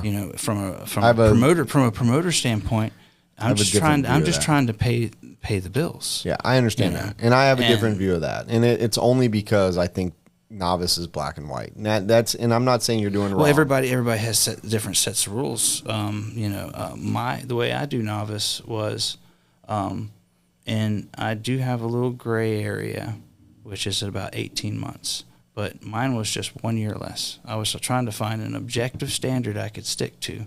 Right. Well, so it's hard to do it off of wins or whatever, because they could win on a night where there's only a couple or whatever. Yeah. So to be objective about it, I was like 1 year or less. Some people show up halfway through a year. I would grant them the next year. Like if they showed up halfway through the point series, they're not even in the points hunt.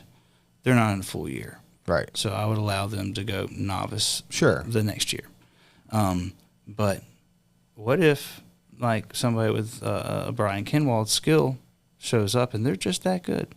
You know what I'm saying? There are people that would have the backing, somebody that's their dad's done it their whole life, so they're going to have the car, and they are naturally talented. They're video gamers. They're kids that already are freaking amazing at like with their hand-eye. So they're going to pwn everybody. Right. You know what I'm saying? It doesn't matter.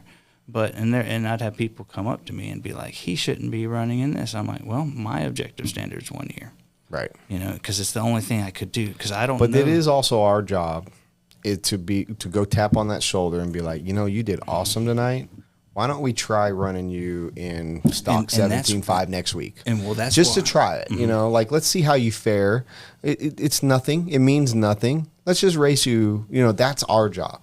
Right. We have to invoke that confidence and allow them to know that it's okay to move up quicker or try.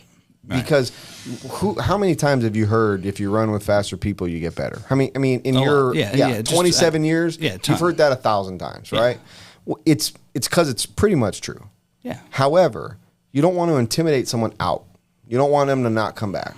So there is that fine line. Like you and I, as shop promoters and owners and whatever, we don't want to lose a customer. We don't want to lose a racer. However, we also don't want that person to be held back. We don't want to hold them back. We don't want other racers to think to lose another racer because their ego they're is getting tied beat to because I know some guys that I allow to race novice that are over a year. Like well over a year. Right. And they probably really are still novice. And you and I would know that. And, like we would see it. And when they actually do good, I get my yelled at, because they're like, I saw him in racing novice 3 years ago. And I'm like, well, I allow him to do that because he keeps ruining the next race up.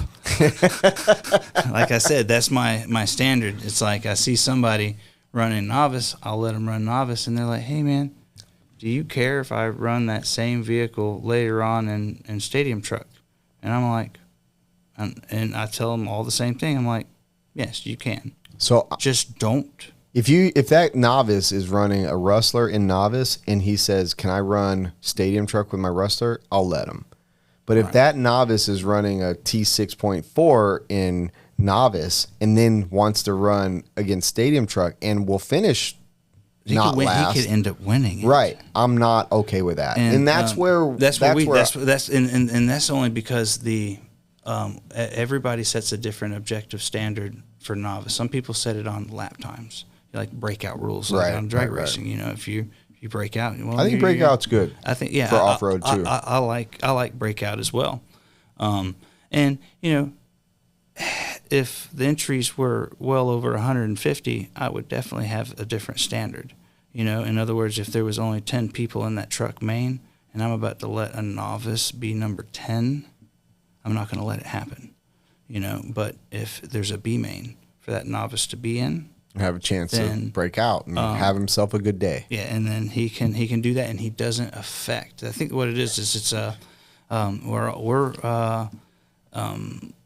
it's a thin line of keeping the event quality. Yeah, it's discretionary, and because at Masters, my rule is plain and simple. Because Masters what is is the a Master national rules? event. Yeah. Mm-hmm. So Masters is if you run 21.5 buggy, you run nothing else. Like that is the class you run. And you come to just, and most of the time, 21.5 buggy is just a kid of a guy that's there racing, helping them, or it's a guy that's been decent but not great at his local track. And if they win, they're done. 17.5 or mod or whatever, open, whatever, you're done. You win that year, you're out. Yep. You move up. So it's pretty simple. See, but that's Masters. I like that for the fact. But that's annual though. Like that's not weekly. Like Yeah. you can't do that to your weekly customer. That's not right. And I agree with you. Right. However, I still don't. There's levels. Like once Yeah. you get to a certain level of event, you set thresholds differently. Yeah. And well, that's why I like running as many leagues as I do. Is I get to try different things, different rules. Right. And that's why I've looked up to Dave. What he does is all his events have different sets of rules. Sure. And he's willing to be a trendsetter and go out and he's like, all right, so he'll look at something like the majority of the people want more track time.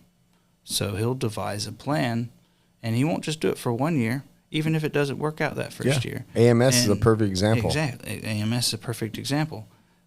For those that didn't go to that, lost out. Yeah. You lost out big. If you're racing and you want to go to AMS, it's the track time central. Oh, like it. If you ran 3 classes, you had just enough time. Because that's what you're trying to balance as a race director is you got some guys running 1 class that are twiddling their thumbs. You got some guys that are running 4 classes that don't have enough time. And you have to try to appease both of them because you don't want the guy that's spinning his thumbs to get on the internet later and be like, God, man, that race took forever to finish, you know, and then you don't want to run the race so fast that your guys that are running 3 classes, which helped you out because they paid for those 3 classes. Right. You know, you don't want to ruin their event by being like, well, we're just going to jam through this. Like, for example, the Nats warm-up race. You know, I could run all that in 1 day, but that's not what I had advertised. That's the biggest thing. You know, because you've been to a Palmetto that I advertised 2 days and we get skunked. Yeah. It's happened. And we just run 2 days. Like that's the race. You like put it in writing. It's in writing. And people book hotels. They spend the money. Like I understand it might suck for them, for those people that booked the hotels for 2 nights that they didn't, you know, we all could have been gone in 1 night. But then also there's another group. There's a whole nother group that are looking at what you wrote down. All they care about. That's the fucking, that right there is the gospel. Like if it's on paper or if it's on Facebook, that's the gospel. And boy, how many times I've heard it. And I am one, this is one thing I rarely do. I rarely ask the opinion of the racer. No, never do that. Anytime, so few times I've ever done it. Because I grew up as a race promoter with my father. Like when you give the racer a voice, not that they don't deserve it, but there's a place and a time. When you give a racer a voice, they run the event. I run my event. And so I know that we've discussed this. You've been to every Masters. I think every Palmetto. Like, you've been to them all. I don't fuck around. Like, if I said it, or if my race director says it, or if my tech man says it, that's it. Just like done. you said it. It is done. Like, don't even come to me. It's done. That's why, like, when I say, okay, it's a 2-day event, but we have 125 entries and we could have done it in 1 day. Sorry. No, you stick to I wish what we you had were. more people, but this is a 2-day event. You know what this means? You get to go to fucking steak tonight. Yeah. You know, that's, I got my chops busted, at the Nats warm up for not doing it quicker. And it's like I had to, and nobody would come up to me and actually ask. They would just make their opinion and see what I was doing. And they're like, this is taking forever. He's coming down off the stand and watering the track every other run. Right. And it's taking like 5 minutes, and in my head, it's like I allotted this to be a 130 entry race. We have 80 entries. I'm still running it like it's a 130 entry race. Sure. So, and this is just giving me the time to make sure that the track's as high as quality as possible. But nobody would ask, and really the only person asked was a super cool guy. The guy's from Hoosiers, Talon's dad. He was the only one that would come up to me and ask questions, and he saw what I was doing. He's like, "Man, this clay is sensitive, isn't it?" And I'm like, "Yeah, man, it's I'm He's a track guy. He understands. I'm like, trying to there's stay in time. a window." And he's like, I don't want to act like I know everything, but I want to tell you a few things that I'm doing. And I was like, tell me. Yeah. I'm the type Give of me person. info. I'm the type of person that I want to look at things as objective. Yeah. And I know I don't know it all.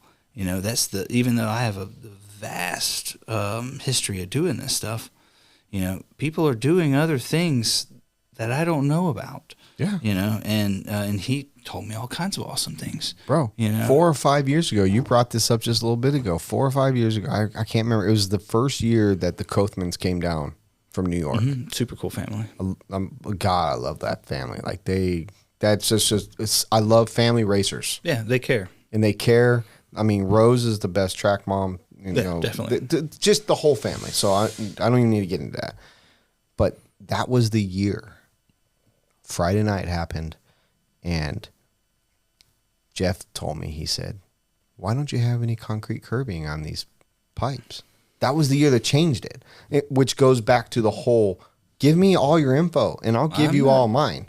But he said, bro, go to Lowe's, he counted out, he's like, get this many bags of Quickcrete, come back, I'll help you do it. I was like, I don't know, man. He's like, just do it. Trust me.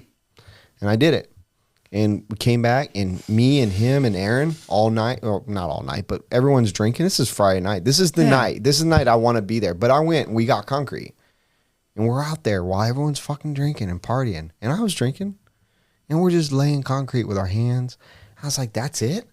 I didn't know. I thought it was a job. Like, I thought you had to, like, work. Yeah, not just the work, but like way more involved than what we had to do. You didn't know it was going to dry in 2 hours, right? And be and you just do it with your paintable in hands. 3. Yeah, you just do it with your hands. Like, I didn't need 5-gallon shovels bucket. and stuff, right? So, but that's anybody that's so hard headed that won't listen to somebody that's been there. That's their own problem. Like if you, like you just said, if that guy from Hoosier, or if you came up to me and was like, bro, just at my track, this is what we do. I'll probably sit there and ponder it and be like, either I'd already once tried it and I didn't like it or it didn't work, or 2, I've never even fucking known about that. Let me think about it. Or 3, that's the best fucking idea. Why didn't I think of that? Right? Like, there's not a lot of options. If someone gives you good advice, you take it or you think about it enough to like. Oh, my first thing is like the way the ego it's pride, function bro. is Ego and the pride. pride. It'll be like, that's the dumbest thing I've ever heard. And then about 5 minutes later, you're like, son of a bitch. You go and tap on the shoulder. Hey, can you tell me where you got that? Yeah. Or, No, I'm just like, well, for me, it's just a mental game. About 5 minutes later, I'm like, son of a bitch. He was right. I'm in. Yeah. Just like Rick and Morty. Yeah. Like. it takes that time, bro. Like, we're all Max Fleur early on when I just opened up. Eric Hanna was trying to get me to do something to the track. I can't remember exactly what it was. It was a Palmetto or whatever. And Max was really into off road at the time. And Max is like, you gotta water between rounds. And this is right after, like probably our opening race or whatever. And I didn't know better, and I didn't know our dirt because it came from a different place from the dirt that my old shop. So I'm just like, we're just trying to learn it. And I was like, okay. And I did it. I don't even, to this moment, I don't know if it worked. I can't remember. But I'm just saying, like, I tried it because I'm open-minded enough to, like, take advice because I'm not the expert yet. You're learning. I feel like now I could tell almost anybody in the country how to do some things. Right. There's things I can tell you how to do, and I guarantee you it's right. But there's certain things that I'll tell you, like, it might not work for you, but it works really good for me. Yeah, everybody's. But I'll tell you that too, though. Like, I won't just lead you on to be like, this works really great. I'll say, this works really good for me. I've done it many times. You should try it. Maybe not at your biggest event of the year, but you should at least try it sometime. That's up to them. Do what you want. Like, if you call me on the phone and say, how do you do this? How do you do that? It ain't going to hurt me. I'm going to tell you. I have no problem. I'm not going to tell you business secrets about, like, my website and everything else. Yeah, there's certain nuances you don't do, but there's definitely. But my track, you can't hurt my track. Yeah. I already know what I've got. I already know my events. Like, if you call me, I'm going to tell you how to paint. I'm going to tell you how to water. I'm going to tell you how to build. I'm going to do everything. I want your track to be as good as mine because I want to come race. And I want you to build race. I want you to have racers because when you have racers, those racers are traveling to Brent. They're traveling to Beach RC because we have that event as well. So it's all about the cohesiveness of the group and understanding that just because you're good at something doesn't mean that you shouldn't allow other people to be good at it too or help other people be as good as it. Put the pride aside and allow the industry to thrive and be better. And I learned that lesson the hard way, and I'll tell you how. Probably 2 or 3 years into, or probably like the second year of the big shop, when we moved out of our small shop, somebody from Phil Hurd called me. And Phil Hurd was always a supporter. Patrick really got all that club member around Beach RC. And they called and asked me how to paint the track. And I was a little younger, a little bit more protective. And I was like, we used a spray gun. I didn't tell them anything else. I didn't tell them what kind of paint, whatever. And I remember, like, someone telling me later, like, hey, man, they were kind of like, a little pissed, And I was really guarded. Yeah. But at that very moment, there's one other time, and I'm not going to tell that story right now, but there's a reason why. But that very moment told me, like, come on, dude. You could have told them how to paint the fucking track. Like, that was nothing. That doesn't make their track better than yours or whatever. I had to learn, and I know I pissed somebody off at that time. I don't remember who it was. And I felt bad for a while. It was one of those things, like, young and dumb. You learn. Oh, yeah, You know what I mean? Well, I mean, running your mouth typically gets you in trouble. And if you're just a complete open book, you'll say things that don't work, and somebody will end up doing them and it not work. Yep. And so there's definitely times to keep things, to yourself. And but when it comes to the track stuff, you're talking to other track owners, like, you just want the quality to be as high as possible. I agree. And I didn't know that then. Yeah. You know what I mean? Oh, yeah. I was a little younger, and I just feel like at that point, I think I felt like I was working so hard to just scratch and claw that I didn't want to give industry secret out or something, right? But now it's so different. I think I fucked up and have told people stuff that I shouldn't have told them. Oh, yeah. Like shit that probably fucks me or helps them, right. I need to shut the hell up now, I'll tell you anything about my track. I got to stop talking about, like, the numbers and the business of, like, the business. I've got to stop. I'm so transparent. And that's a lot of this is the podcast and everything I've been doing. I become so transparent. I just slip. I like to talk to people. Oh, yeah, absolutely. I trust people. I'm involved. Like, and then someone's either going to fuck me or they're going to just be like, man, thank you. And enjoy the fact that I was willing to give up a lot of the time it took me to get to that point, and that I just increased the speed of how they're going to get to that point. The key, dude, is you need to be the trendsetter. You don't have to worry about secrets and stuff like that in the industry when you're setting the new ones. And so that's why I don't really care. I can tell anybody whatever it is, whatever they want to know.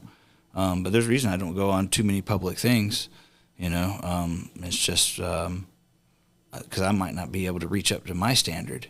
You know what I'm saying? I might say something on a podcast and then not be able to do it for whatever race. But as long as you're always continuing to evolve, you don't really got to worry about it. It's like when I tell people stuff like that's going to make them faster, and sure shit, it makes them faster. And they close that gap up a whole lot. You're already working on something else. Working on other things. Yeah. I'm already on the next level. I'm the same way with my stuff, man. I get it, but I still think so that one time you got to leave a little bit to be desired, man. That's why you tell the one friend that's struggling the most. You pull them aside, show them a few things, and they start beating their friends. And they tell their friends, but you're already like couple steps past that. Yeah, and you get to see them start to whoop up on people that they normally never beat. Yeah. And then win comes out on why, and it's like watching the evolution of the different tires that we use. When I first came to Beach, we religiously ran blues. Yeah. That's what we ran until that one. I want to say third or fourth Palmetto or Masters. It was one of the larger turnouts, and we all switched to clays.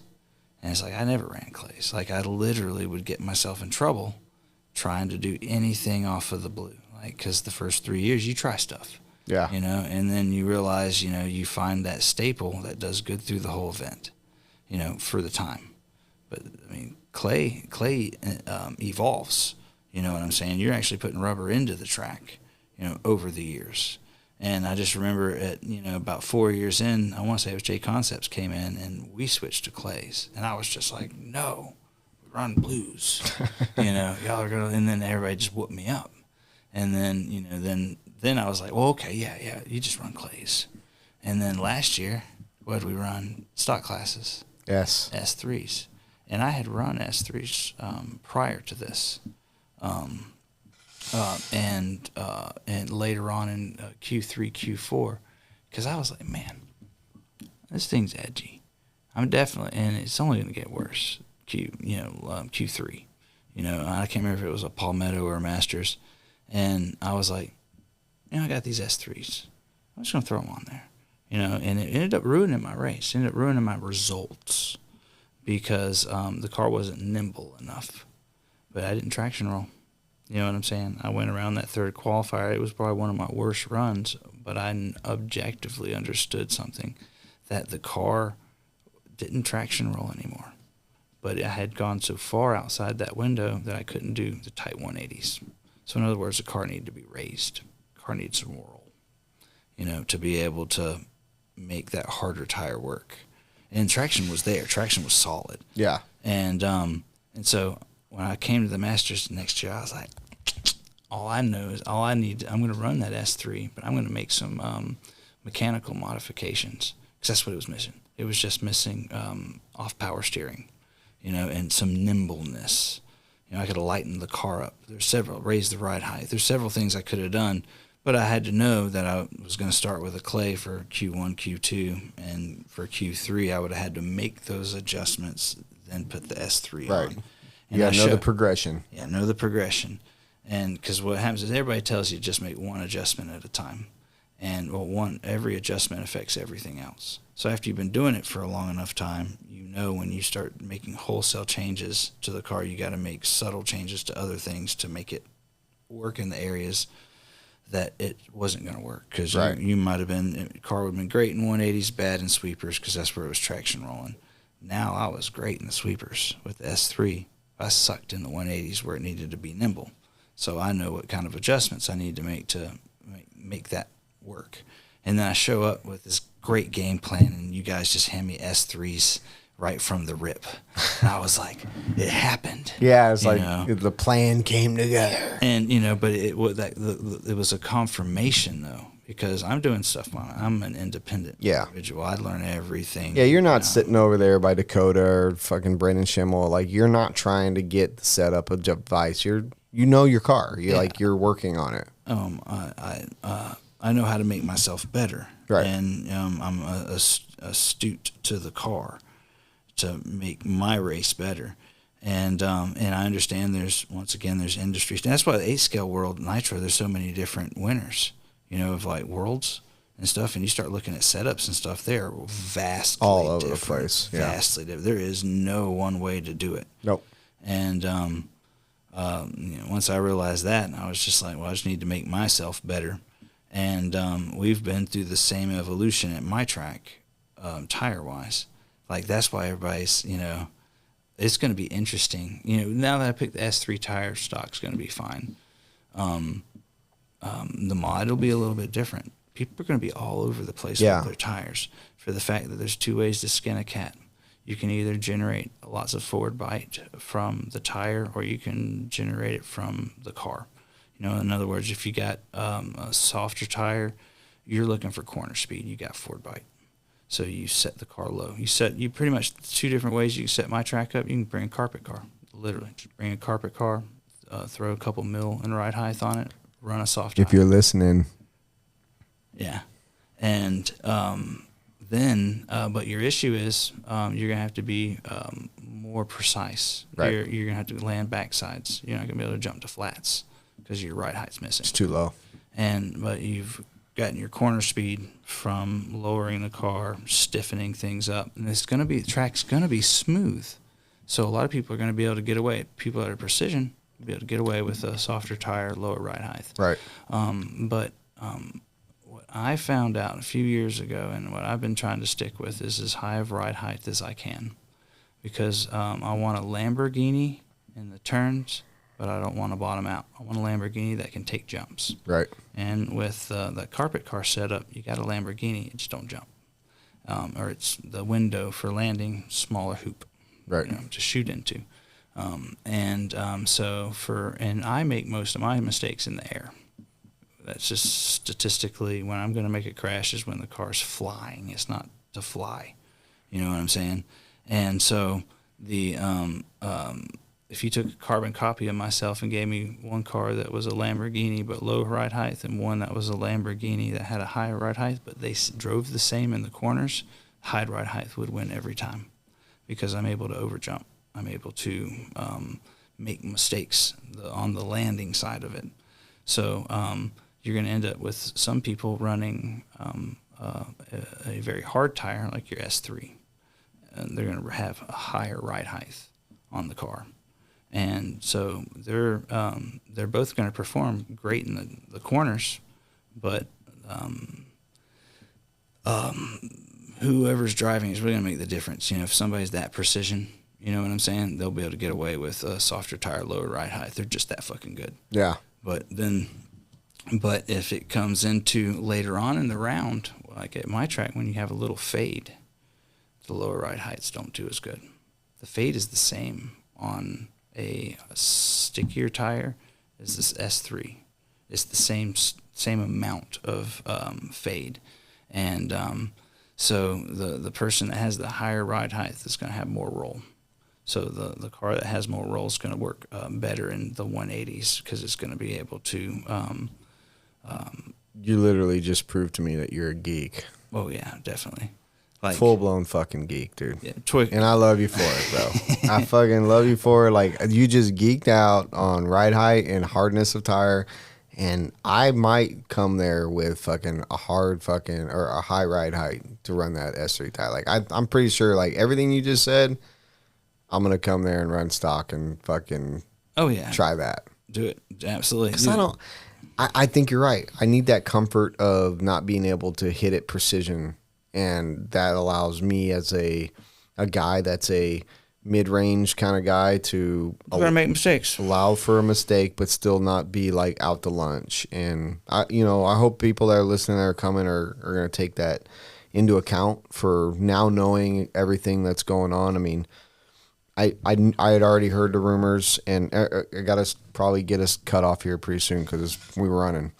But just, the fact that you're putting the misters in, I'm sure is going to make people happy, because the only one thing I've ever heard, and I haven't been there, and I'm an asshole for not, but the only one thing I ever heard was that drop off at your track. And so it sounds like you're curing that, and that's awesome that you're proactive. And I hope that this Nationals is just as fucking good as ever, because I, for one, believe you deserve it.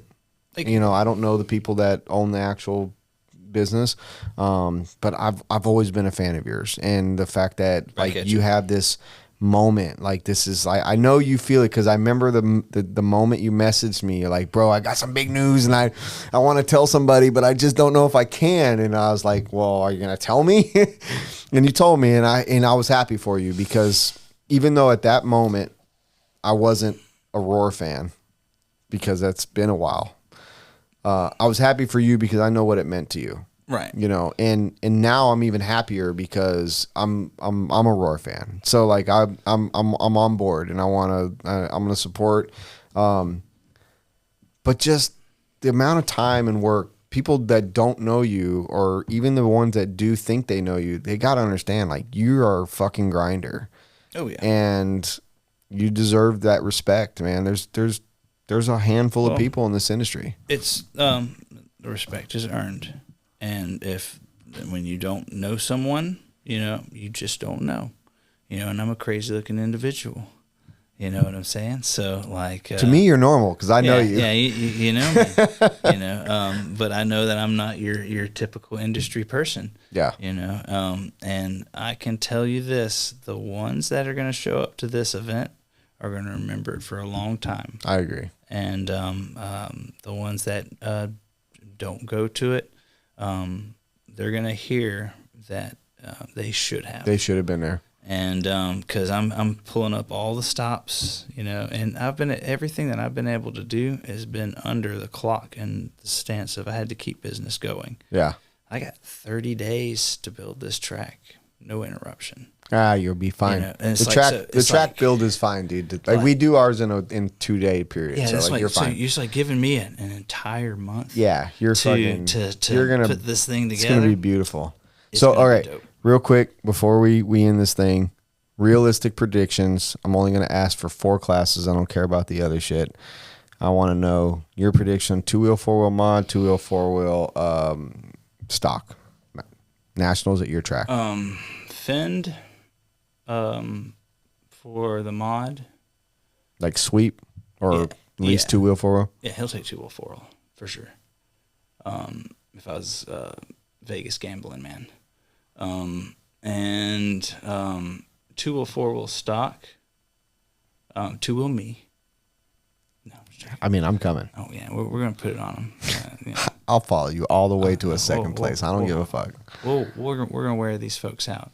I don't know. 2-wheel, 4-wheel stock. I think Talon is going to be a solid vote for it, for the fact that he showed up to the warm-up race. He was really fast, and those who have run on our track are going to be at an advantage. So if you show up and you're green, you have never been there, I highly suggest get as much track time as possible. Like, use the format that I'm using for Wednesday's practice. Use it to your absolute damn fullest, because the track is going to be, it's not green. It doesn't start at a 0 and work its way into A3 material. It is what it is. It is A3 material right That's from bitching. the get-go. So that's sick, man. I've not been there. Full disclosure, I should be. I've had to focus a lot on A-scale and family in the last couple of years since you've really been big.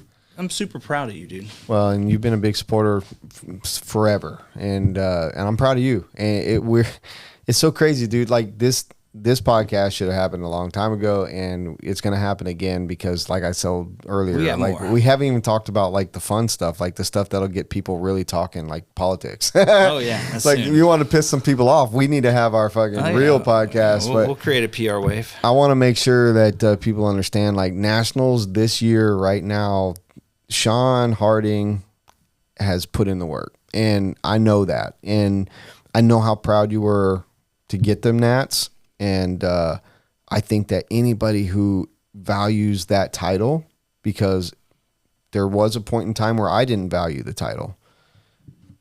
I think now is a great time for Roar and where we're going with it. And I think you've done a great job. I've been watching the videos. I see the track daily. I mean, I full follow everything you do and everything.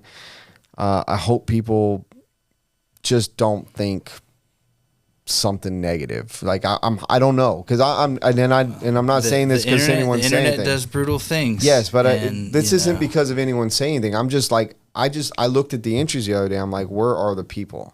And that's why I'm saying this. and, It you know, has and nothing it's to do crazy. with. We've sold more pit spots than we have people signed up. And that happens all the time. Yeah. Like that, a lot of that could be Roar's website being really kind of antiquated. Mm-hmm. A lot of that is just people are fucking lazy.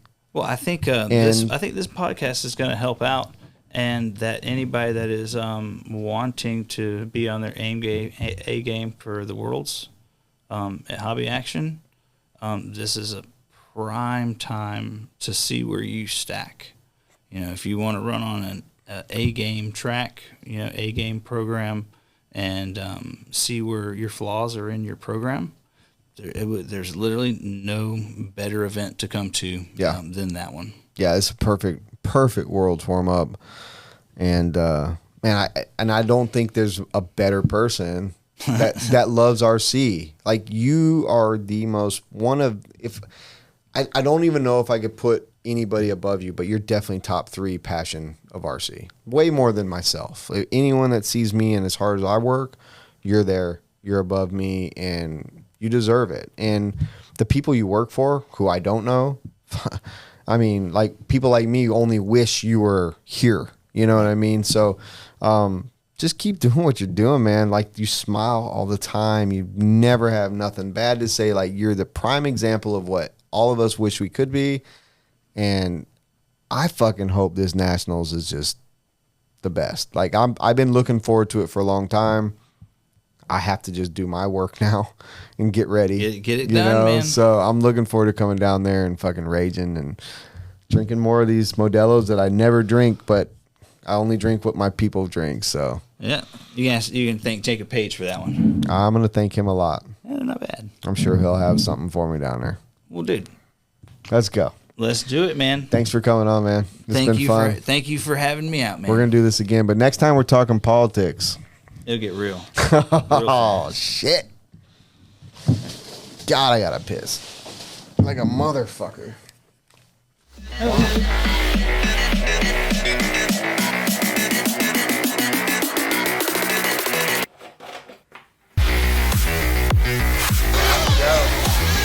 Quality.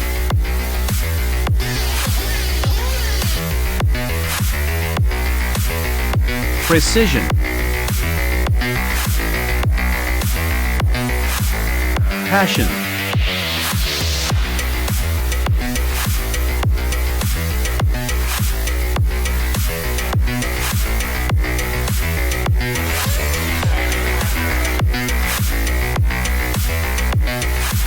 For servos, batteries, and fuel, go to nitroproracing.com.